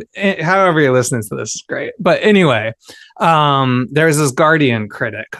She's incredible, such a smart writer, and she said that this movie is careful where it counts, and I think it is. It's really careful where it counts to show how this person's trapped by this wish. This young woman that he falls in love with, she's trapped by this wish. And I thought that was very interesting. Yeah. He's kind of imprisoned this person in this wish. And I thought that was really, really an interesting concept, how these nice guys can imprison women in these small ideas of them that they have of them. It was cool. I liked it. Gotta see it. Yeah. One complaint I have about this film is that most of the violence and humiliation for that happens in the movie is against women. I mean, that's sort of in the nature of the concept of it. But it is kind of tough to watch. He's a first-time young male director, and that's probably part of the media he's consuming as someone who loves horror. He's probably like watching a lot of that, and that's just going to come out in what he makes. Yeah. So if I had any small complaints, it would be that. But it's a good movie overall. Overall, a good movie. Oh yeah, sick. Did anyone see it? Anyone else see it? You saw Loved it. You liked it? Loved it. Yeah. Anything Everything that you said. you thought? Yeah. 100% echo it all. Yeah, there is some good jumps, and the acting was phenomenal. Some creepy parts too that like still I think about, which is one of my favorite things about horror That's movies what too. I've heard about this is that it's like really scary. And I was there's like how? really creepy parts. Yeah, really creepy, unsettling. I love some bed stuff that might creep you out. You don't like by the bed. Yeah, yeah, that's true. Sounds like an easy watch to me. I'm excited. Cozy watch. Cozy. I saw it with a great audience, a packed audience late at night, and the audience was so into it. They were perfect. They were quiet when they needed to be, and they were like hot streak with movie audiences too. They've been amazing. They were laughing, scared laughing. Do you know the kind of scared laughing where people are like, oh shit, I'm so jealous. Me and Isla have had the worst audiences, and Backrooms might have been the worst. It was insane. Children, and they were the kids. They were so rowdy, and I was just like, I wasn't like this. Like we would go to the movies, and I'm like, I'm spending all this pocket money on this movie and like candy and stuff. I want to watch the movie. Like you laugh and throw a popcorn kernel, like whatever. It's but expensive. Like these kids were so insane. One of these motherfuckers had a Ramune bottle, like the glass Japanese thing where you pop the bead down into it. And was just jingling the glass bead in the glass bottle like the whole movie. For fun. They weren't even watching. And when they left, there was fucking shit everywhere on the aisle floor. They were in looked like a war zone. Holy shit. And I was just like, what the fuck? And then even during Supergirl, there were people up like behind us talking the entire time. Time. And I was just like, thankfully I couldn't hear them as well as you could, but I could only hear them in like really quiet moments, quiet, but the people next to me were annoyed as fuck. They kept looking back at them being like, holy shit. And I'm like, what happened? Can we all just chill? Like, do we not understand? Even when we went to see Sinners, these girls on their phones the entire time. God. The entire time on Snapchatting the movie. Yeah. I was like, what the to fuck each is other? going on? It's like, what the fuck? Anyway, sorry for interrupting, but just I'm very jealous that you had a good crowd because I've lost faith that they exist anymore. It's sad. Nicole Kidman needs to update her Yeah. pre-movie intro, and She you does. on your phone with a Snapchat. Shut the fuck up. Yeah. We come here for magic and for you to shut the fuck up. When This has been people mostly good about that. They have like 4 ads now before the movie, and 3 of them are like "shut up." It's actually really good. Who does that? AMC. Oh, yeah. They have one that's like actually really inspirational. It's like, it's now time for the movie. Like, we are all going to Yeah. share this experience to transport ourselves. It's like really overly dramatic and poetic, Yeah. but it's I like, think AMC please silence. It gets a little lost in the sauce though because it's couched within like 4 other AMC theater ads. They'll be like, subscribe to Stubbs. Go get your popcorn. Yeah, Subscribe, for get your sure. popcorn, Coca-Cola. order on your phone. AMC Yeah. is for magic, and it's like, bitch, we're Yeah. already in your theater. Yeah. God, the Stop theater advertising to us. the theater we were at had just so many AI ads and they all sucked. They were all the What? worst Oh no. fucking That was like the we got there Too there early. a little early before the start time of the actual ads, and like the local ads, the like pre-local ads, there was like an AI ad for like a window blinds company, and it was so bad. It was awful. I was AI like, who- windows? shutters. The people Yeah. in the ad were AI, and like they were walking across Everything. lines, and, Oh, like, I thought their it was nose advertising. disappearing. Your was windows could be AI now. And I was like, Oh no! everything. Just the ad was made of AI. Yeah. Anyway, The blinds, I sorry. assume, are real, but who knows? Yeah. Probably the most important thing I saw, well, not probably, definitely the most important thing I saw. I've been meaning to watch this for years now, was a 4-part documentary series called Exterminate All the Brutes, which is as heavy as it sounds. It's a Jeez. documentary by Raoul Peck. And I hate saying this title, but he also did the James Baldwin documentary, I Am Not Your Negro. And Exterminate All the Brutes was incredible. It's about the history of genocides and colonialism since the Inquisitions. Heavy. Yeah, it had reenactments starring Josh Hartnett. And Oh, I love Josh Hartnett. well, you might love him less after Yeah. he I was reenacts gonna say. every genocide. Yeah. Ooh. Yeah. Well, glad he's working. Yeah, exactly. He was working. Oh, boy. It was very interesting to have him do multiple atrocities throughout history as opposed to different actors. Yeah. There were a lot of formal experimentations done in this documentary. It was historical footage mixed with reenactments, mixed with personal narrations from the documentary maker himself. It was a blend of history and personal narrative and essay. It was just incredible. And anyone who is familiar with history probably knows a good section of this stuff. You know about Nazis and the Inquisition and European conquest. But having it all put together in one big section all at once was very powerful, and it was a lot to take in. It made me think about things in a new way, which is kind of the point. And it was a lot to sit with, but it's fantastic, and I can recommend it for a lot of people.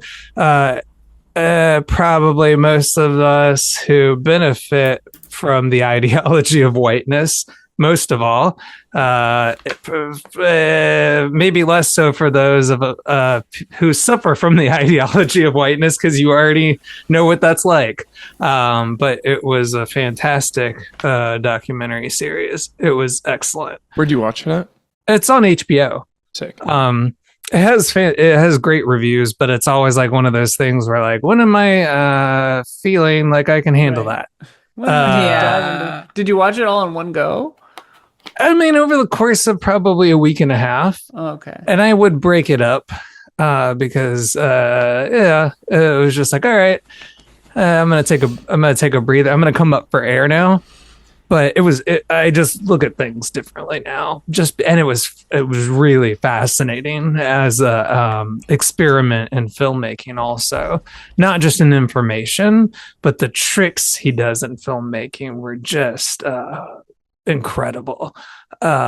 He'd put actors in different situations where it would be now a black actor would play someone who owns white slaves, and now he would flip the cast to different races. And it would just be so fascinating just to shift people's perspectives really quickly. And yeah, it was just such a fantastic, interesting documentary. And deconstructing what I thought about a lot of things. And I thought I knew a lot of this, but I carry the information with me throughout my day in a new way.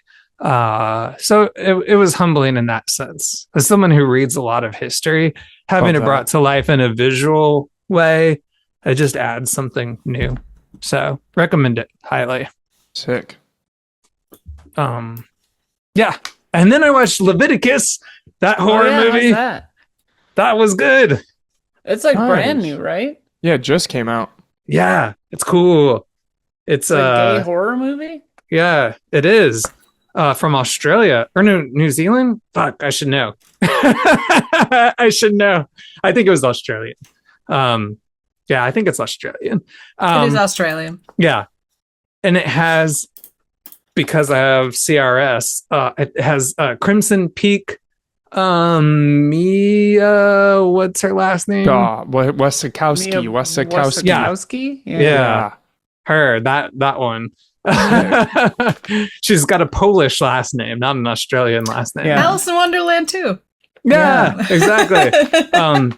I did not know this. Shout out to David Robert Mitchell. I did not know this was an It Follows like, which maybe is a burgeoning genre. So very, very interesting and cool and sad. I recommend this one. It was cool. It was really, really cool. Basically the monster or evil spirit takes the shape of whoever they love the most or like the most. Yeah. So that's a potent metaphor.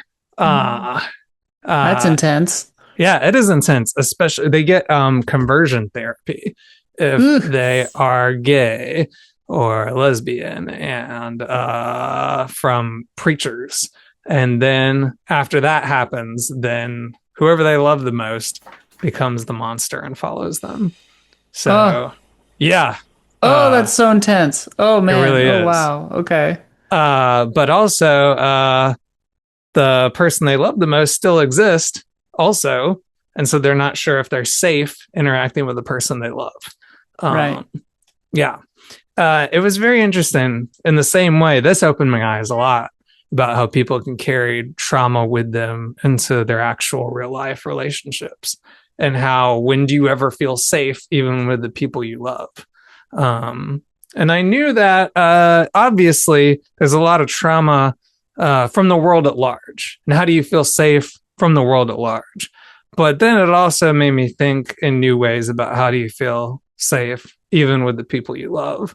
And that was a really interesting what's the word called that begins with an A that's like a metaphor?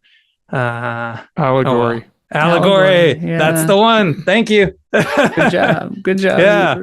We got it. Teamwork. Yeah. Thank you. Hell yeah. I love having this external hard drive. Thank you. You're an SSD. I appreciate it. Yeah. So Leviticus, excellent. I have a lot more, but I want to get to your movies. I saw tons of movies. I'll save some for next episode. Yeah. Yeah, I've been in a gaming mood, so I just really have one to talk about, but it's the best one. out of all of them, The Yeah, Furious. hit us. Oh yeah. The Furious. I didn't get a chance to Furious. see that one. The Furious, dude. You're so pumped. You're so fucking pumped. It is so good.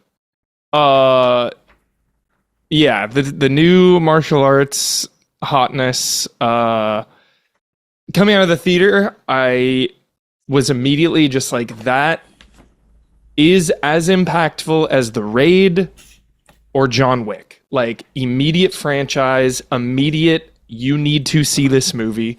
I think how much you love it is really the only question. Like, are you gonna like it or are you gonna love it? It's that kind of movie. Awesome. Yeah, like there's no way you don't come out of this movie just pumped. Best crowd ever. Sold out on a Tuesday night, and this movie's been out for weeks. Crazy. Fully sold out. Every once in a while, when there was a heavy hit, the audience would just go like, "Oh!" Like every once in a while, just enough. And then there was one point where they like just clapped for a good 1 or 2 seconds for like some triumphant, like awesome moment. It was a blast. Everybody was locked the fuck in this theater too. Everybody was just from moment one, immediate locked.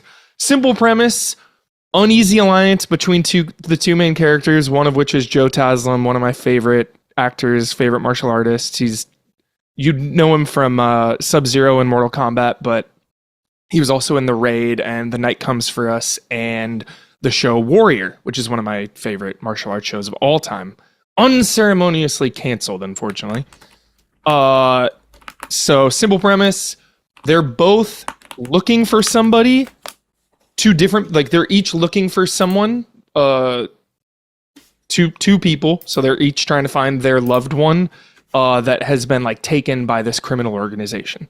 So they have to go into the criminal underworld and fight everybody and take them out. It reminded me of Sifu a lot. And I think what really sets it apart and why it's really important is because the fight choreography is so unique. It is, you've seen a million action movies, you've seen a million martial arts movies, you've seen a million movies. Like, it is hard to stand out in any genre. And what really ends up standing out in a lot of movies that you end up loving usually are like, oh, I really resonated with this character or this thing, this story beat, in a horror movie, it's like, oh, this monster was really unique or whatever. Or so it's usually like characters and visuals, but for this, it was the fight choreography just being so unique and inventive. A lot of momentum. It was that kind of martial arts movie where it's like constant moving and dancing and just like dodging and stuff. Not to say that there weren't like hardcore improvised weapons and full on attacking, but it was just a lot of 10 against 1 dodging and countering and like using everybody's body momentum. Just really, really, really, really cool. Cannot look away from this movie. So highly recommend The Furious. Big time. Sounds tight. I've been really tempted tight. a couple times. Yeah. Yeah. I should see it. Yeah. The action choreographer of Twilight of the Warriors, Walden. Really? He did the choreography I for didn't that. know that. Yeah, and now this he directed this. He's only directed a couple movies ever, but he goes all the way back. He acted in Jet Li's Fist of Legend, which is my number one martial arts movie of all time. He acted in that. He was a stuntman on Blade 2.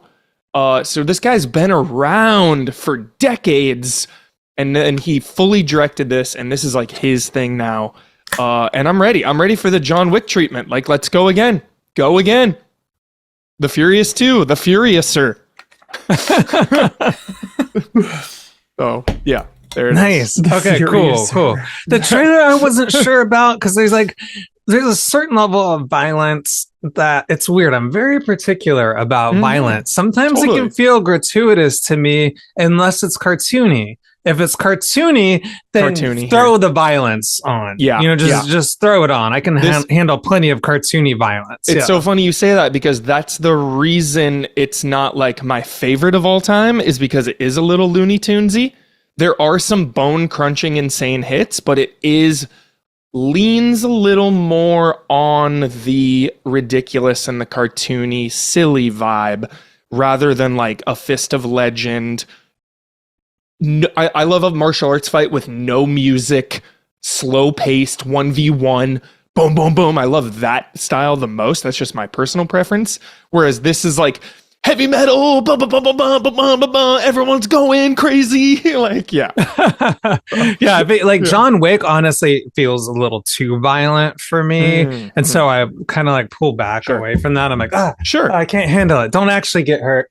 Yeah, I think you'll be okay here. But when the weapons get involved, it gets a little intense, but it is still fun and a little on the silly side. Even though the story and stuff are high stakes and it does take itself seriously, it's still a little light for sure. Like, Okay, cool. Yeah, definitely.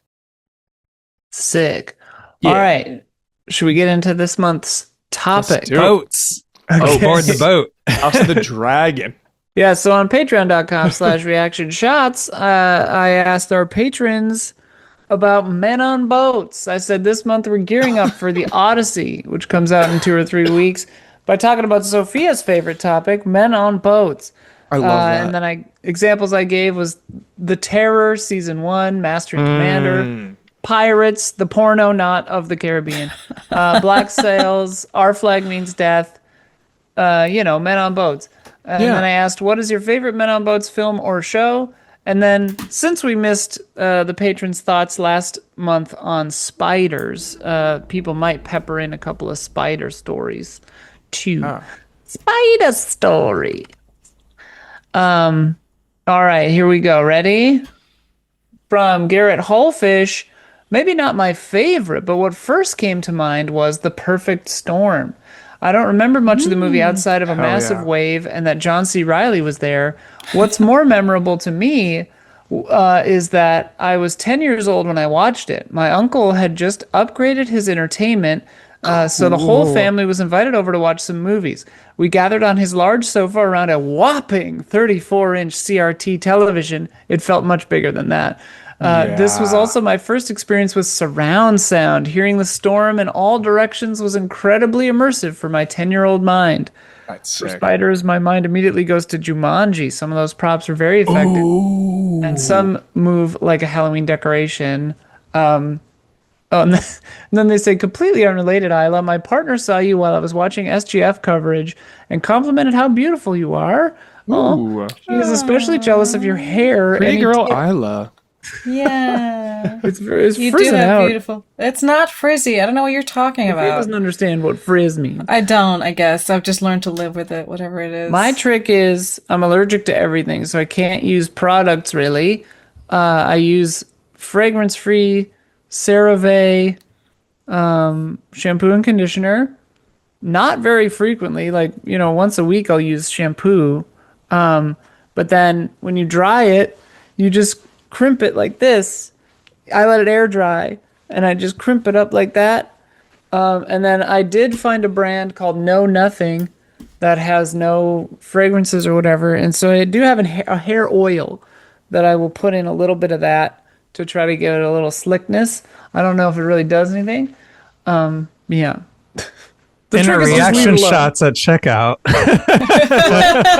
Yeah, use code reaction. Okay, anyway, thank you for that. That was nice.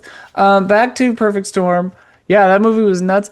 I remember much was made in my hometown when The Perfect Storm came out because we had a legendary it was like a gnat. Oh my god, I caught it. Ew. That's Ew, some I Mr. caught it. Miyagi shit.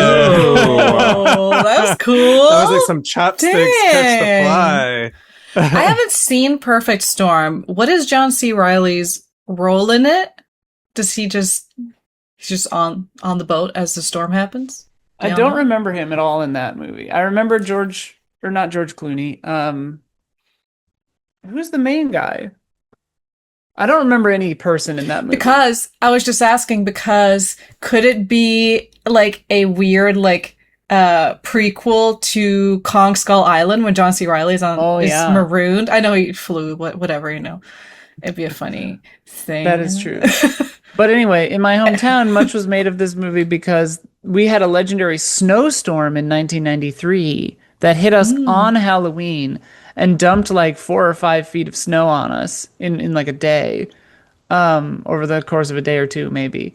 And it was apparently this storm that like had just reached us. So it's like the same storm from the movie The Perfect Storm. Oh. That's crazy. But yeah, big the shot from the trailer with the boat just like vertical down the big wave was pretty Amazing. sick. Amazing. And Jumanji, hell yeah, The Jumanji. one they made the movie about hit your town. Yeah, the literal Wow, same storm. yeah. That is it like crazy. because it continued through the United States, and then by the time it got to us, it was like a crazy snowstorm. Apparently, I mean, who knows? That might be wrong, but that's what we were all told as That's wild. 10-year-olds. That is wild. Mike from Mike. The title of this topic reminded me of the famous Napoleon quote, "You think you're so great because you have boats." What? I've never heard that. That's funny. I know of a few films and shows that involve men on boats, but I admit I haven't actually seen many other than Jaws, and I guess you could include Apocalypse Now. Hell yeah. To make another Ridley Scott reference, his attempt at a gritty Robin Hood prequel is one I remember being an agonizingly boring time at the cinema. Yeah, that movie's terrible. But for some reason, I want to those see the lads Hugh singing... Jackman Robin Hood one. I haven't seen it yet. Have you seen Looks it? good. No, it looks Death cool. of Robin Hood? It's out now, I think. Yeah, it's out. It's now. out now. Lads singing drunken sea shanties on a ship headed from France to England sticks out in my mind. I've been meaning to get around to that other movie with Russell Crowe on a sea vessel, and it's weird I haven't yet after going through and enjoying a bunch of Peter Weir's filmography sometime last year. Fearless with Jeff Bridges is definitely an underseen highlight. That one's very interesting. Do you know Fearless? Are you familiar with this I one? haven't seen Fearless. I've seen, from Peter Weir, I've seen Hanging Rock, and I've seen Master and Commander, and probably others. Fearless, he Really like love. crashes on a plane, and I think he's one of the only survivors, and then it kind of like messes with his brain a little and I think he thinks he's invincible. Whoa. And so he kind of goes a little slightly manic and, drives his car kind of like in death-defying ways. From what I remember, it's been a long time since I've Sounds seen it, and crazy. I'm probably butchering the plot, but I remember really liking it when I was young. It's Peter like Weir's such Unbreakable, an- but yeah. he just thinks he's invincible. Exactly. It's not true that he is. Yeah. It's just I liked it a lot when I was younger. Peter Weir's great. He's a Weir very is good great. director. Yeah. Master and Commander is incredible. You should check it out. So And good. love really good behind the scenes footage for that too. Yes. Like the on disc, or if you buy it on Apple TV or whatever, you get the extras. Like really good documentaries and stuff about that movie.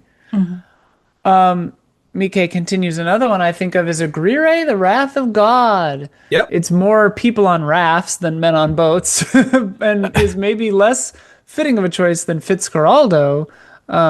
Isn't that more men under boat? But even Well, he's on considering- top of it. Oh, really? I haven't yeah. seen either of these. They're like my dad's favorite movies.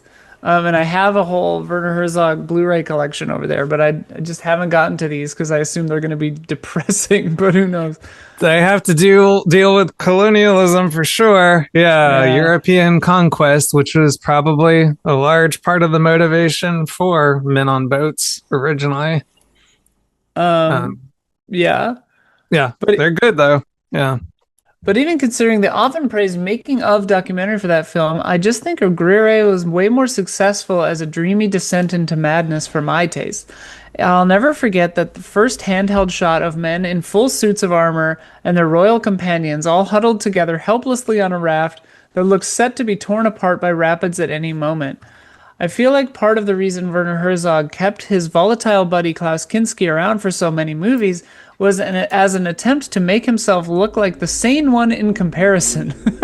Kinski's no doubt a hypnotic and unique presence, and, partly due to the very monstrous person he was, works really well in those roles. Though the way Herzog has sometimes made it out as if he was this irreplaceable talent that was ultimately worth risking people's safety to have around is, yeah, kind of a stretch for me. I know Matthew Walden has mentioned being a similar conflicted fan of Werner's older films and the man himself. And I mention it because I think when you consider how his iconic accent and speaking voice amuses and endears all sorts of people to him, and look beyond the grand poetic language he'll use to mythologize his past work, it does seem like there's maybe a lack of real self-reflection or accountability he's been able to get away with over the years. I'm still a reasonably enthusiastic follower of his, just a much more skeptical one the more I've seen behind the curtain. That's a interesting thought. Yeah, that's a good This thought. is incredibly well put. And this is such a wow, way better than I could have put it.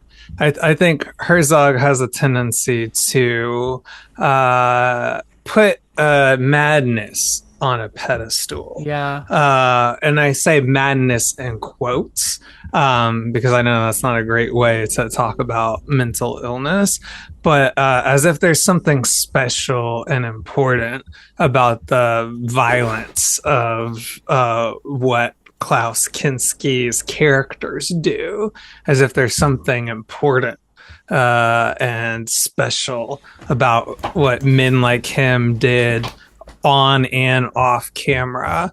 And Yeah. And that's probably inherent in the genre in some ways. There's always like the sea sickness, sea madness kind of as part of the genre, like these captains on the boat who kind of like are, I mean, it's in Moby Dick also, right? Like, you know more about the genre than I do, Sophia. You could probably speak to it better than I could, but that's definitely part of Herzog's like themes that he explores. Well, I think that Muppet Treasure Island's cabin fever is yeah. very I mean that's one of the things I love is like that's like if you think about it in like a deep way, I guess it's something that attracts me to it is the like you are in the middle of nowhere with nowhere to escape and you have to make life or death decisions on behalf of all these people, and then there's always the conflict of the mission versus the crew, which one do you put first? And like that's like, I mean, Master and Commander, that's all it's about essentially, is like do we do this important thing for humanity or whatever, our quest, you know, everyone in the movie looks at the quest, in a different, their mission in a different, weight. But like the Paul Bettany versus the Russell Crowe of like, what are we going to do? And I think that's just very, very interesting. And the terror, like that's like such a cool, it's just, I love that season so much because it is this. And I think, I'm not as familiar with Herzog as I am with, his memes, as his movies. I think that, I think that a lot of, auteurs that we consider great sometimes put things on pedestals that they shouldn't, whether it's madness or depression or whatever art thing that they feel fuel their art or feel that they but I think that for men at sea it's interesting to see what I don't know. It's the human condition in a place where humans aren't supposed to, stay for too long. Our flag means death. Yeah, like that was something. Did you watch that, right?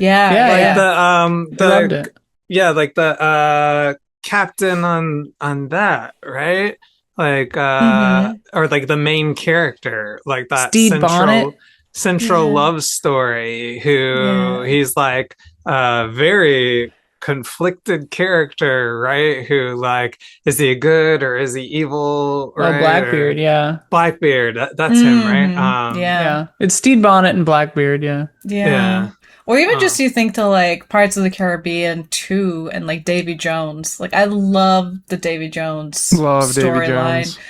So like I've grown over the years to love Dead Man's Chest a lot more. I think it was one of those movies, it was kind of like Avengers Age of Ultron, where we all saw it and people were like, oh, it's mid, but then as years go by, I'm like, I actually love this. And like, it's not a perfect movie, Dead Man's Chest, by any means. It's not as good as one. One is just, the first Pirates of the Caribbean movie is just so perfect.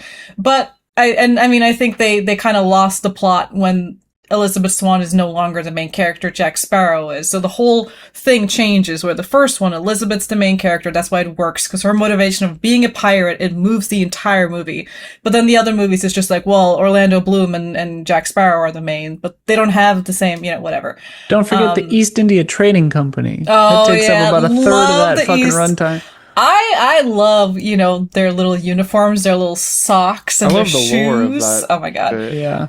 But anyways, yeah, Dead Man's Chest and like Davy Jones I think that whole storyline, I wish it was even more. Like even in all the other later, like 3 and 4, like we see hints of it, but it's more about here's this other guy and they have a black beard. And I'm kind of like, I don't know. I kind of thought Davy Jones was kind of hitting the right spot of like, this is the anti-hero, and then Orlando Bloom, what the hell is his name? Will Turner. Will Turner's dad is trapped in the like, it's all just so cool. I wish they just stuck with that and then just do more of that. But Which one's part 3? That World's End. That World's End, yeah. That's where he's like in the white void, right? Where he's that's like Barbados. in hell or whatever. Barbosa is back, I think. He comes back. They go back to get him from like the underworld. And then the other one is the one with Javier Bardem, where I think he plays like Blackbeard. That's the like, fourth one. That's I never saw those. And then there's like one other. They start getting real squirrely. Because Jack Sparrow's the main guy in those, and it doesn't make sense that he's the main guy because he just wanted his ship back and he got it. His story's done. Like they're done. Like so now he's just mumbling around. Which is, to its credit, like in 2, I think like his entire storyline is being rudderless. Like he has the compass that shows you what you want. But for the first half of that movie, it's just spinning wild because he doesn't know what he wants. Yeah. And I think that's cool. From Zaki Wojnar, baby Zaki Wojnar, Miami Vice, Calderon's Return Part 2, when Crockett and Tubbs are on their way back from the Bahamas while What's Love Got to Do With It by Tina Turner plays. Also, the Miami Vice movie from 2006, there's a scene where Crockett and Gong Li take his speedboat to Cuba while One of These Mornings by Moby and Patti LaBelle plays. The tension of being in transit en route to destiny with nothing but your thoughts, either anticipation of what's going to happen or despair at what's just happened. A song is better at conveying feelings than any dialogue. I want to be on a boat while Miami Vice music plays. It can be any boat. It doesn't have to be a Miami Vice speedboat. It could be a dinghy or a Pirates of the Caribbean boat. Also, All Is Lost by Robert Redford is on a boat. Almost no dialogue at all, just loneliness and survival. A person against the elements. I saw that movie for the first time recently, and that movie has some of the most incredible dialogue. Like that movie is high camp. Like it's so fun. It's. Have you seen it, Isla or Sophia? No. Okay. All Is Lost? No. Oh no! Miami Vice. Is that the one you were talking about? Loving or All Is Lost? Oh, okay. All Is Lost is like sincerely fantastic. I saw that in the theater. That just feels like a French existentialist novella. Like that one is fantastic. Good ass movie. I thought you were saying that one has campy dialogue, and I was like, that doesn't. There's no dialogue in that movie. There's like one line of dialogue in All Is Lost, probably. All Is Lost is sincerely great. Yeah, I love that movie. I've never really seen Miami Vice at all, the show or the movies. The movie, the movie's a fever dream. One. Yeah, that movie With is Colin like something Farrell? else. Who's in that? Yeah, Colin Farrell. Yeah. It's fun. It's like I can't tell if this movie is not quite good or if it's just like a Roadhouse style masterpiece. Like it's fun to watch for sure. Zach. Oh, sorry. Were you done? Yeah. Sorry, I'm done. Yeah. Oh, okay. Zach finishes with, "Do you have a boat? Can I be on a boat? I want to be on a boat." I've got uncles down to Florida. Boats. Come over to Florida. We got tons of boats. My uncle has a gorgeous all wood Boston whaler, which is a beautiful boat. Anyway, from Mark Hallinan, A film I think I liked more than most, but would probably admit should have been a little better, is 2023's The Last Voyage of the Demeter, Oh, this movie bummed me out. I did which not involves like a it crew. whatsoever. Which involves a crew of weary sea merchants being picked off by a stowed-away Dracula traveling to England. It's a solid like- 3 out of 5 with great atmosphere, but I think in hindsight, a TV show version with more time might give the growing tension and paranoia amongst the crew some space to develop more effectively. Oh, hello, The Terror Season 1. Still, it's got Liam Cunningham as the ship captain, and that alone makes it worth a watch. Take it easy. You Yeah, didn't it's like funny that because one? this is like one page or one chapter in the whole book. So like Yeah. wanting more is funny, but it is a good premise. I mean, you know, you're shipping Dracula's coffin to land. It's badass. Yeah. But yeah, this movie did not do it for me. Just yeah, I heard it's it's just bad, kind of so I never boring, watched just like it. not scary, not good visuals, just yeah. I've almost put it on like 6 times. I see the poster and then I'm like, Yeah, I The don't know. poster looks cool. It could Yeah. be Isla, we're talking about that. It could be a fun you wake up one morning and just throw it on kind of movie. Yeah. Like a great movie in the background, low stakes. If you're hungover, maybe is it a good? Yeah. Hangover movie. Yeah. Shout out again to Herzog though. I keep thinking about it. The shot in his Nosferatu remake with the boat just slowly creeping into the right side of the frame, Love the empty boat. Great shot. So cool. Yeah, real good. Cotonito. Love a slow boat. Love a slow boat. From Cotolito, first a spider that deserves an honorable mention. The gremlin spider from Gremlins 2 is one of the best creeping creature reveals in cinema history. I need to watch Gremlin 1 and 2. I've never seen them. Oh, 2 is very, very cool. I wanna get to they're 2. They're I've heard both it's great. cool. Yeah. Yeah. Men on Boats made me think of one of my most cherished memories of my late father. I hope I haven't told this already. Doesn't matter if you did. I repeat myself all the time. This was around the time I graduated high school. Oh, got a cough. What's going on there? Around the time I graduated high school, so about the year 2000, my mom was away on a work trip and I had been out of the house all day. When I came home, I found my dad and his best friend in the basement just getting started on an epic movie night. My dad's friend worked as a teacher at my school and had borrowed some equipment over the weekend, a projector, DVD player, and studio-grade headphones with a headphone amplifier. They were set up in 2 recliners with a case of beer between them, headphones on, and watching the 3.5-hour director's cut of Das Boot on a reverse Hell screen. yeah!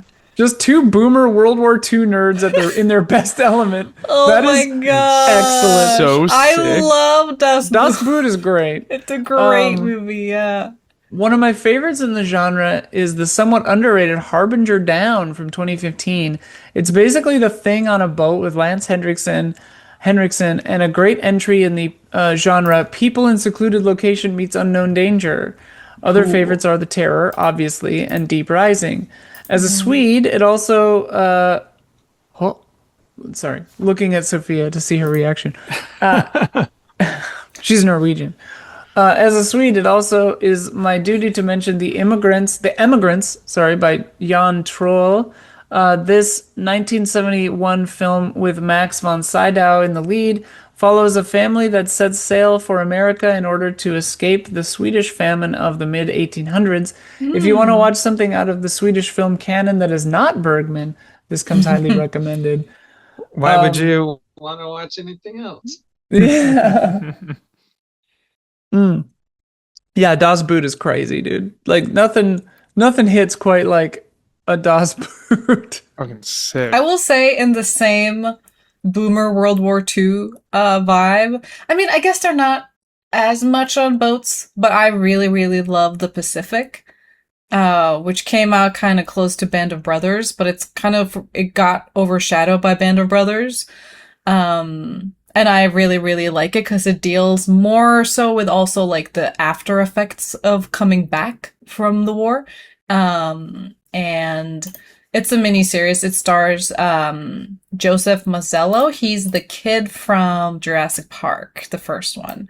Are you talking about the Pacific? Yes. That's what she said. Oh That's yeah, what I said. I missed the word. I missed. Oh, yeah. And I love the Pacific. I think it's really great. They're not as much on boats as other things, but I just thought about that, and I thought about Dunkirk is also, I mean, fantastic. Dunkirk's got my some God. boats. The boats It's saved the day. some in boats. Dunkirk. Yeah. Some boats. A hint of, not as much as Das Boot, but you Mark know. Rylance on that fishing boat. We have Dude. to go back. Oh my Those goodness. boats saved the day. Dunkirk. They did. Dunkirk is great. But also, please watch the Pacific, because people forget about the Pacific. Hell and yeah. I think they should. Great shout out. I My don't dad forget was about it. It's watching right it. out there. My dad, my dad was watching it recently because they were doing the marathon of Band of Brothers in the Pacific for like Veterans Day or whatever. Oh. They So work he very well always together. he always throws it on. I like them both, but I special place for Pacific for me. Sledgehammer. Because I felt like I learned more from the Pacific than Band of Brothers. Band of Brothers was very like, this is knowledge I'm already familiar with, but I was like, oh, I don't think I knew that much about this. So anyways. Cotelito continues. Classic anime of the month is Legend of Lemnir from 1989. And since it's based on a manga by the master of breasts, Satoshi Hiroshihara, it's once again time to play Is It Hentai? No, although there's plenty of upper body nudity, this is not hentai, just your garden variety, swords and sandals stuff that got popular in the wake of Conan in the 80s, loincloth exploitation, if you will. And much like the Deathstalkers and Beastmasters of its time, Legend of Lemnir, Leamnear, follows I was about to ask you how you spell it. Thank you. yeah, Lemnir or Lemnir follows a pretty standard chosen warrior fights the evil wizard storyline, only that it has a pretty swordswoman in the lead rather than a dashing young barbarian. As you might have already surmised, the story is quite forgettable, but this is peak throwing money at one-shot OVA era, and the animation is superb. Stay salty, fellow reactionauts. From Fede Crow. Usually Huber repeats Fede. Fede. There we go. Well, obviously number one. I don't is want to that guy overdo it. I shouting- don't want to overdo it. Yeah, obviously number one is that guy shouting Rodney in Caravan of Garbage. Hell yeah. So true. Seriously though, hard to not say Black Sails or Pirates of the Caribbean, but since you already mentioned them, I will go with Jaws, also in honor of Disclosure Day coming out. While major parts of the movie are on land, many big chunks of Jaws consist of 2 or 3 men bonding on a boat while a killing machine is hunting them down. We're gonna Jaws need a bigger to this boat. day, Jaws to this day is arguably a perfect movie, and a big reason for it is how the cast is vulnerable with each other on those boat scenes, especially with that World War II story. Hell yeah. Jaws is great, classic, fucking A, Jaws. Also, like, there's some good men on boat stuff in Widow's Bay, actually. Yes, there is. Yeah. Men being vulnerable with one another on the boat. Yeah. And funny and spooky. It's great. Also love Black Sails. Also yeah. surprised. Well, it might be too early. Somebody else might have mentioned it. We're not talking about Vikings. Vikings are men on boats. True. Very fun men on boats. True. They're like I'm some so of my sad. favorite. Like I'm the so sad that show Vikings. got canceled. The spinoff we liked. Didn't you like it, I didn't Sophia? finish. I didn't finish Oh, the okay, spinoff. okay. Not because I didn't like it, but I did the thing where I watched. She hated it. I watched like 2 or 3 episodes, and then I didn't watch it for months, and I came back and I'm Got like, it. I don't know what the fuck's happening. I don't want to Yeah. go back. And it was, Got it. So it just Yeah. But Total men on boats. Yeah, love the original show. Oh no, Oh, those 10 out of 10. migraine glasses are coming on. Just to relax my eyes a little bit. I actually have, after this, I have to go, if we finish before they close at 4, I have to go I got prescription ones that are actually my just glasses. So that'll be fun to have. I won't have to wear these big ski goggles. It would be funny. Oh, sorry. Go ahead. I just want to get contact versions of those. Oh, They yeah. don't probably make those, but that would be good. I would love to get them. Yeah, if they I'm do. surprised that headphones don't irritate you. Is it just They do. on your face? The headphones aren't great, but it's worth it for the show. They irritate me too. I'm also Yeah. feeling headphone. Uh, They need to make floating headphones where they just Yeah. I don't know. They're called speakers. Yeah, I know. Well, we can speed up so nobody gets a migraine. Fede Yeah, says no something migraines. else. I'm going to do what Matthew wanted to do last episode and advocate for Wuthering Heights, the new one. Disclaimer, I don't think the movie's incredible, just that it's a fun, entertaining movie. And the reason I think so is because a lot of criticism boils down to race, historical accuracy, and book comparisons, and not judging the movie for what it is.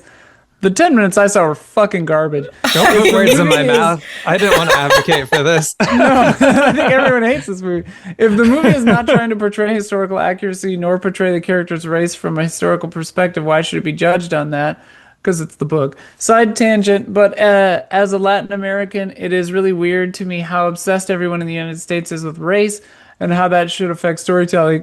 We have a history with race here in the United States That we haven't reckoned with. that we haven't reckoned with. Yeah, and so when it We're gonna gets fix washed that out of first. things, it feels very colonial and very bad. Anyway, I'm just saying that if you judge the movie as a toxic love story, which is its intention, it's actually a fun movie. That might be true. I've only seen like parts of it. Yeah, I haven't seen it. It just feels like watched- why do an adaptation of a book that's not about that and make it about that? That's Well, I why think- everyone criticizes it. I think that's why the title is like Wuthering Heights, is because it's like inspired by. quotes? It's in quotes intentionally because it's meant to not be a full like interpretation, which I appreciate. I'm not a big fan of her movies usually, so I just Yeah. already was kind of like, her style doesn't vibe with me. Like, what I loved about Saltburn was the fact that I went to college in the UK at that exact time, so everything was extremely correct nostalgia-wise for me. Like, going into the pubs and the music that was playing, like, that was like, I never, like, no high school movie ever works for me because they're all American high schools, right? This was like the first time I had that a lot of people probably have, where I'm like, oh my god, that was me. Yeah, I remember, like, I was in like a well-off area in the UK was where my college was. Like, all this made sense. These characters made sense. But I also, I watched 10 minutes of Wuthering Heights. I don't like romance movies, so I was already like, why am I watching this? I'm gonna hate will this say- no matter what. The Charlie XCX song House is pretty tight. Oh, its soundtrack is really cool. But yeah, I think I get where they're coming from in that, like, I think it was kind of, the intention was never to make a based on this book, this is a true adaptation, but I think they should have made it even more like, I would have honestly just changed the title and just said, just make a movie. because I think people put too much into like, but it's not like, and I'm like, yeah, it's, but I don't know. I didn't read the book. I didn't like the movie. So I don't know. I don't know. Matthew, are you gonna say something? Or? I guess I could see probably the exhaustion about making everything about race. If you are probably just trying to watch a movie and relax, especially if you like, I have a horrible disability, like I do, and I kind of hint at it every once in a while, but it just affects me every single second of my life. And so I probably I can't watch a movie about people with disabilities that often. I'm like, I'm gonna skip that one. Yeah. Well, I'm just gonna skip it. Great for people who want to watch it, but I can't watch something that even touches anywhere really close to something that I have, or I had brain surgery, so I'm not going to watch anything that has to do with hospital trauma. Like, I'm not going to watch The Pit because I'm struggling with insurance shit all the time. So I get it. I get like something that, if it affects anywhere related to your life, like, why are people always talking about this? Because I just want to watch something, like, please carve a space out where I don't have to think about this shit, and people are always having conversations about it. Like, enough already. I get that, so I can relate where that is coming from. Like, can't I just go watch a movie? Like, I understand it, Because some understand the movies, perspective. some movies are pure escape, but also some are not. So Yeah. I think there definitely is a it's also place just for like, it. why, like, if you adapt a book that is about race. Yeah, and about That's what I racial heard. that is the equity. place for it. Exactly, That is the yeah. point of the book. Yeah. And like if you take that element out of the thing, everyone's gonna fucking mention Yeah. it. Like that's what they're gonna do. It's like if you adapt Lolita and make her An adult. 42. 35 Yeah. years. Yeah. Everyone's gonna totally. mention that. They're gonna fucking talk about it because you took out the point of the thing. Yeah. So it's Yeah. like I feel like this is a disingenuous comment because it's like, no man, Wuthering Heights is about race. Like that's what the fucking book is about. And so if you make a movie about it and you take out the thing is about, it's not the thing you're making. Like just change Yeah. the name. Like it's like making a movie about Titanic but the boat's not in it. Like people are going to comment on that. Like you can't get on somebody's case. Sorry, I'm mad at Yeah. him about the thing that he's about to say. So that's why I'm clapping back at Fede so hard right now. But like Yeah. it's I the agree. thing is about. So if you change the thing It's is true. about, people Yeah. are going to talk 'Cause about it. that's- You can't get 'cause mad at that's- people for talking about it. I didn't read the book, but the book is about like their relationship is forbidden, and one of the reasons is Yeah. because he's not white. Okay, And it's yeah. also like I think less of a relationship. Like yeah, I don't know what it is. It's Yeah, more like whatever. that's the reason he's cast out in an order. I see. Okay, yeah. Because it's hinted, to put it in the most polite terms, it's hinted that he has like a Romani background. Like Okay. the word that's used is somewhat considered a slur by some people Yeah. now, Mhm. but like the G word, you know. Yep. is Yeah. used, so gymnast. yeah, exactly. He's a gymnast. So God. he is so and the movie obviously Jacob Elordi probably is not, I don't know, he hasn't he hasn't commented on it, but I think he is traditionally white. You don't look so. too flexible to me. Exactly. Well, So- I also read that people were annoyed because Margot Robbie's character is they're all supposed to be way younger, and so the romance is really like a teens or like young person's like silly romance, but these are clearly like mature adults, and so Yeah. that doesn't work. Also, I don't know know It's anything just a about it. whole. It's a whole. Few I mean, movies I I recommend the have book. absolutely zero desire to see, and this is one of them. yeah, I never can't. watch I it. cannot give You a can fuck skip about it. It's like me Yes, and Pride yes. and Prejudice and all those movies too. Yeah. I'm like, I The don't know, books are that's cool. I like the books. She's an interesting author. Yeah. Especially Emma. Emma's a fascinating character study. I read that recently. I won't go on because this isn't the book podcast. I was about to Yeah. read some more stuff. Well, now Fede says, P.S. Paraguay just lost the first game against the United States. Just telling you, I hold no grudge if you celebrate in this episode. I couldn't give a fuck. P.S. Listening to your Easy A SGF impressions, I just want to say you're still wrong about Romulus, Isla. Get away from her, you bitch, is just something anyone can say. It's not invented or trademarked by Ellen Ripley. Also, yeah, Huber, Phantom Menace rules, although Revenge of the Sith is still my favorite prequel, FYI. I love Alien Yes. Romulus. Someone can say get away from her, you love bitch. But the way they say it is so fan service. It's fucking that's not a real movie. That movie's bullshit. I love that movie. It shouldn't have the It has some dumb cool moments in it. it has great moments. The beginning is incredible. I hate deep fake Ash. It should have just been another version Sure. of Oh, yeah. Andy. That's that, where that- it lost sure, me. sure. That's Like- where Yeah, it lost same. me. Yeah. Yeah, that's horrible. And Sure, like sure. Yeah. I think it's egregious to do that in the first place, but if you're gonna do it, it better look fucking rock solid, and it just didn't. So Yeah. it's like that's Yeah, it looked bad. like that's bad. It's just looked trash filmmaking to have shit CG in your shit movie about shit stuff.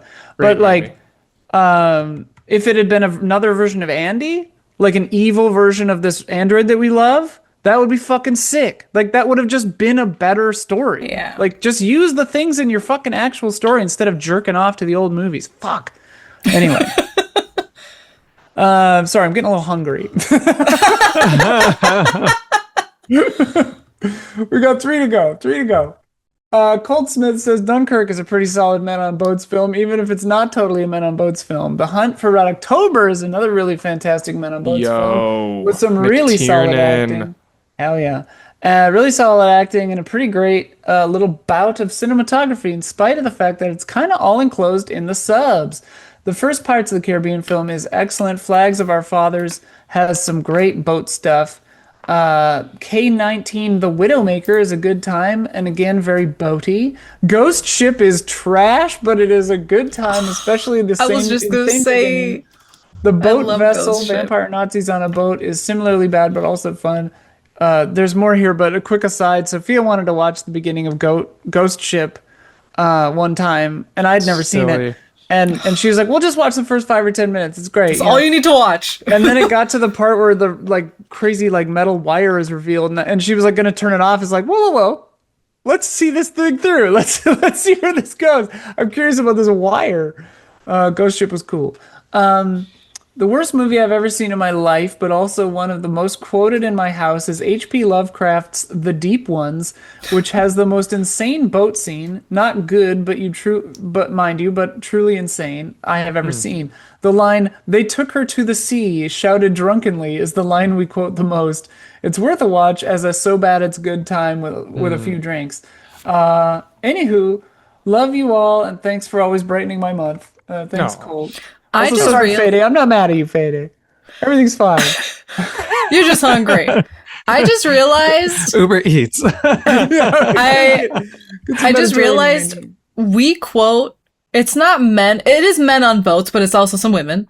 One of my most quoted is from one of these movies, and it is "Enough champagne to fill the Nile." Yeah. Oh my god. Yeah. Oh my boy. god. That what's her I voice? love that Yeah, movie. Gal It's Gadot. the cast is so bad. It's Yeah. just like you see the lineup now and you're like, oh my god, oh my god, oh my god. It's just like but like it's like, but Yeah, they're isn't like it's Armie like- Hammer in that too? it's Armie Hammer, it's Gal Gadot, it's let's see, what's the name? Death on the Nile. Oh my god. It's Enough champagne to fill the Nile. Annette wood. Bening, Letitia Wright. It's just the weirdest. It's the weirdest cast. I liked parts of that movie. Those, Oh. Love and Agatha Christie. Like- Those are cozy. White people on a boat in Egypt? Hell yeah. Oh my god, The Mummy? They're on a boat for a little bit? Mm-hmm. Yeah, I That's love my favorite the part of Mummy. that movie, the first one when they're on the boat. It's so short though. They're on it for like 6 minutes. We'll it's make so it The count. kid good. starts on fire. Yeah. Yeah. Oh, that just made me think of the greatest boat movie. Men on boats and women on boats. Uh-huh. Maverick. Hell yes. Fucking poker on that riverboat, dude. Fuck yes. Oh my god, I thought you meant Top I Gun agree. Maverick, and I was like, I guess a little bit they're on a they boat. take off from a boat. They but take like, off from a boat. No, Yeah, and they Maverick. land Poker on on the a boat. river boat is like Mel one of Gibson. my ultimate dreams in Dude. life. Like I You know it'd want be to full do of it MAGA so fucks, bad. but yeah, that would be. The people getting chucked off the side of the boat because they have a little gun. So good. So good. That's hers, just carrying it for her. Like, anyway, Jason Wojnar, big boy, Jason Wojnar. Who's bigger? Who's the older brother in this situation? I don't know. What's your favorite Men on Boats film or show? I feel like I am not super equipped to talk about this, but I can talk about Men on Boats songs. Wreck of the Edmund Fitzgerald by Gordon Lightfoot, Silver Ships of Andalar by Townes Van Sant, Immigrant Song by Led Zeppelin, sort of, and many other classics I'm probably neglecting. Hell yeah. Anything else? On the morning of June 15th, Russia attacked Kyiv with drones and missiles. This time Oh they yeah, this is damaged fucked up. the Dovchenko Film Studio, completely destroying their wardrobe collection, which consisted of over 100,000 costumes and more than 3 million other articles of clothing from the studio's 99-year history. Oh my god, sorry, excuse me. Figured it would be worth bringing up here that Russia is also destroying film history. Yeah, that is fucked. That sucks. God, why is everything so fucking shit right now? Like, god damn it. Humans just gotta cool it, man. Fuck. Okay, last one. Zorgla, you mentioned The Terror, and it's near the top of my Men on Boats list, too. The rising interpersonal tension, hopelessness of their situation, and beautifully inhospitable landscape make for some of the most tense and atmospheric TV ever.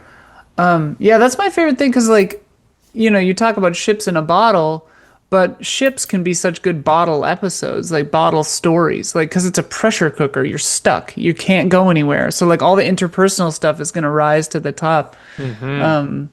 Yeah.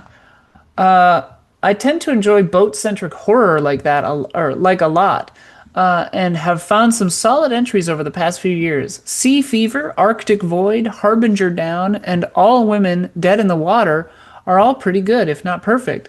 I haven't heard of All in the or Dead in the Water. That sounds good. Stretching the genre to include offshore oil rigs too. Ugh. There's an Amazon series called The Rig that's quite good too. And shout out to Deep Rising. It's got some excellent gore. Shout out to the video game Still Wakes the Deep. I was just Shout gonna out to say. Dead Calm. No one brought that up. Well, there's still 2 paragraphs of this left. I'm the last hoping. comment. Maybe Dead Calm's in here. I'm hoping. For a more traditional Men on Boat stuff, I really like The Perfect Storm. It's one of the earliest grown-up movies I remember seeing and likely contributed to my dislike of open water. Also, K-19 The Widowmaker with Harrison Ford is a decent one and gets pretty Catherine harrowing. Bigelow. Yeah, I consider... Oh yeah, I she forgot did that. That's funny. I forgot that. I consider it part of the Men on Tubes subgenre, along with Hunt for Red October and Crimson Tide. Also, for Huber, have to mention Dead Calm. No. I added that. What a That would be tease! What a hilarious. tease! That would be hilarious. That would be right really at the funny, end. though. No one And mentioned then- Captain Ron. Captain Ron, dude! Captain Ron. Or Captain Phillips. Shout out to Overboard, Yeah, which Captain my mom Phillips. loved. Oh, Captain Nobody brought up Overboard. my number one. Actually, didn't get brought up. They're on a boat a bit. It's not the whole movie though. Jason and the Argonauts. Oh, Somebody brought that one up. very Yeah. Odyssey coded. Yeah. Is that Um, the stop motion animation one? Mm-hmm. Right? Harry That was Skeletal incredible. Warriors, Medusa, Yeah. 10 out I of love 10. that Is that a- stuff. Yeah. Is that Ray Harryhausen from back in the day? Great question. There's also Life of Pi. Nobody brought up. Life Aquatic with Steve. Well, that's Zissou. man, Aquatic. man on a boat. Yeah. Boy on a boat. Yeah. Life of Pi. Well- Boy and Tiger on boat. If you know the premise, if you know the plot twist of Life is Pi, Never you might saw not, it. there's more to the story. There's a big movie. I really liked that big movie. I should watch that again. Also, it's Uh, Boy on Life the is Boat, Aquatic. I guess. This is Boy on the Boat. Aquatic. We should do an episode where it's like movies 10 out of 10 movies that you only saw once in the theater when it came out. It's like Oh my god. Very specific. yeah. I don't know if but I like have- so many good movies. It's like saw it one time, obsessed with it, loved it, but just like haven't watched it in 10, 15 years. Like Yeah. so many. Does it have to be long ago? Because I was like, literally Barbenheimer. Neither of those movies I yeah. watched again, and I like both of them. Yeah, same. I Barbenheimer. haven't rewatched them either. I Yeah. should rewatch Oppenheimer. I did a Barbenheimer double feature with Girls Like Girls and Leviticus back to back. Went from one theater to the next. I don't know what you would call Leviticus that. Girls. Girl, yeah. There's no word combo there. I couldn't No. find- It doesn't work. Levita Girls. Was I Girls would Like also Girls say- alright, or was it saccharine garbage? Matthew. Oh, I think he can't hear us anymore. His audio's been Oh yeah. this whole Bugging episode. out. It's bugging out. I will just say Life Aquatic with Steve Zissou is incredible, and I love 10 that out of movie. 10. It's Same, like one of same, my same, favorite same. movies. I will also shout out the beginning of Frankenstein. Oh, There yeah, are yeah. some men on boats there that made Yes. me very Well, happy. the whole bottle, the whole framing devices, the Yeah. boat, which is And nice. that was I an love that movie. actual set, and I love that Yeah. they built that and did that. I really liked and, that movie. Me too. I thought. Matthew, are you back? Oh, but we can't hear We you. can't hear you. No. Thumbs up, but we can't hear you at all.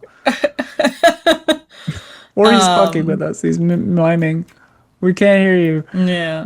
We're almost at the end anyway. Zorgla says, anything else? Disclosure Day felt like a quaint 90s movie. I didn't hate it, but overall would have liked something deeper and more compelling.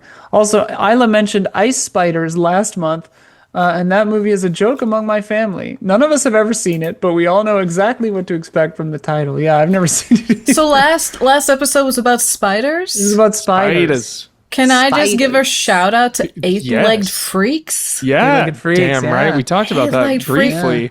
And The Mars Attacks of spider movies. Of spiders, yeah. I'm trying to think. I guess you talked about Lord of the Rings, I'm sure. Oh, Shelob, yeah. Oh, Hell yeah. Yeah, Shelob.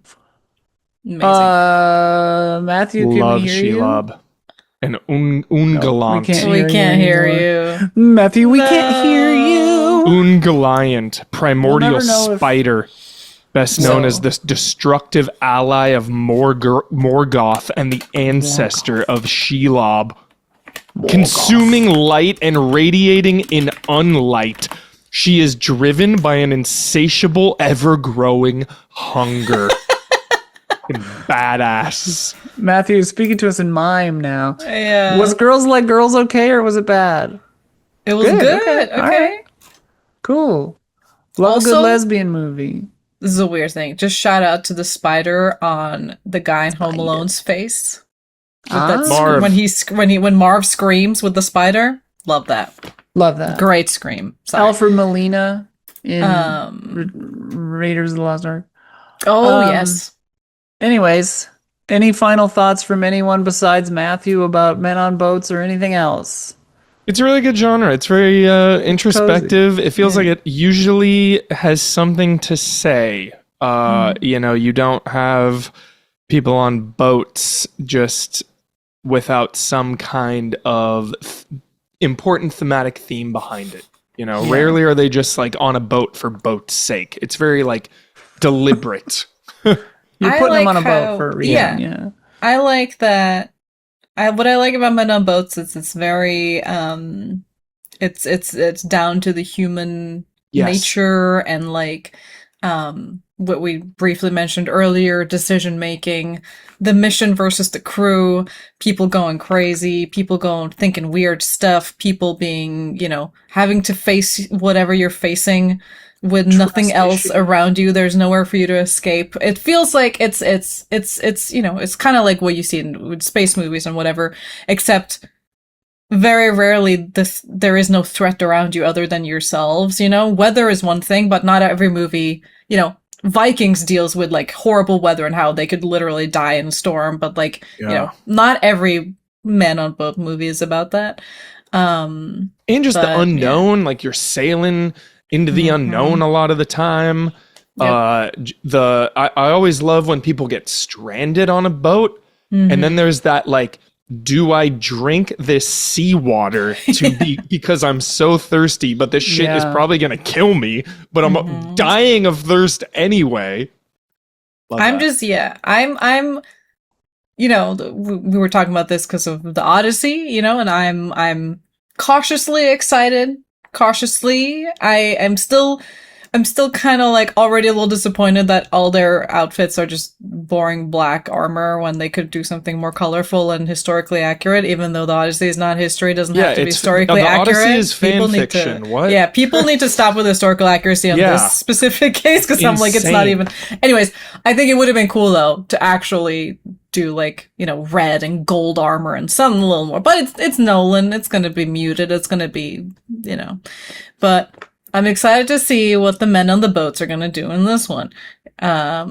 And I'm sure it's going to hopefully be a lot of practical stuff and not just CGI water and stuff. That would Nolan's be. got that. I love one of the things I love the most is whenever there's a BTS on the old DVDs or whatever, and they're like, "Here's our water tank," and I'm like, "Hell yeah, okay, y'all did some shit in this water tank. Let's see it." And it's just like all like Pirates of the Caribbean and Everyone, stuff like, where they had just around. sloshing around and like there's a big wave or whatever. I love stuff like that, and I think they should do that more instead of just do CGI water because CGI water sucks.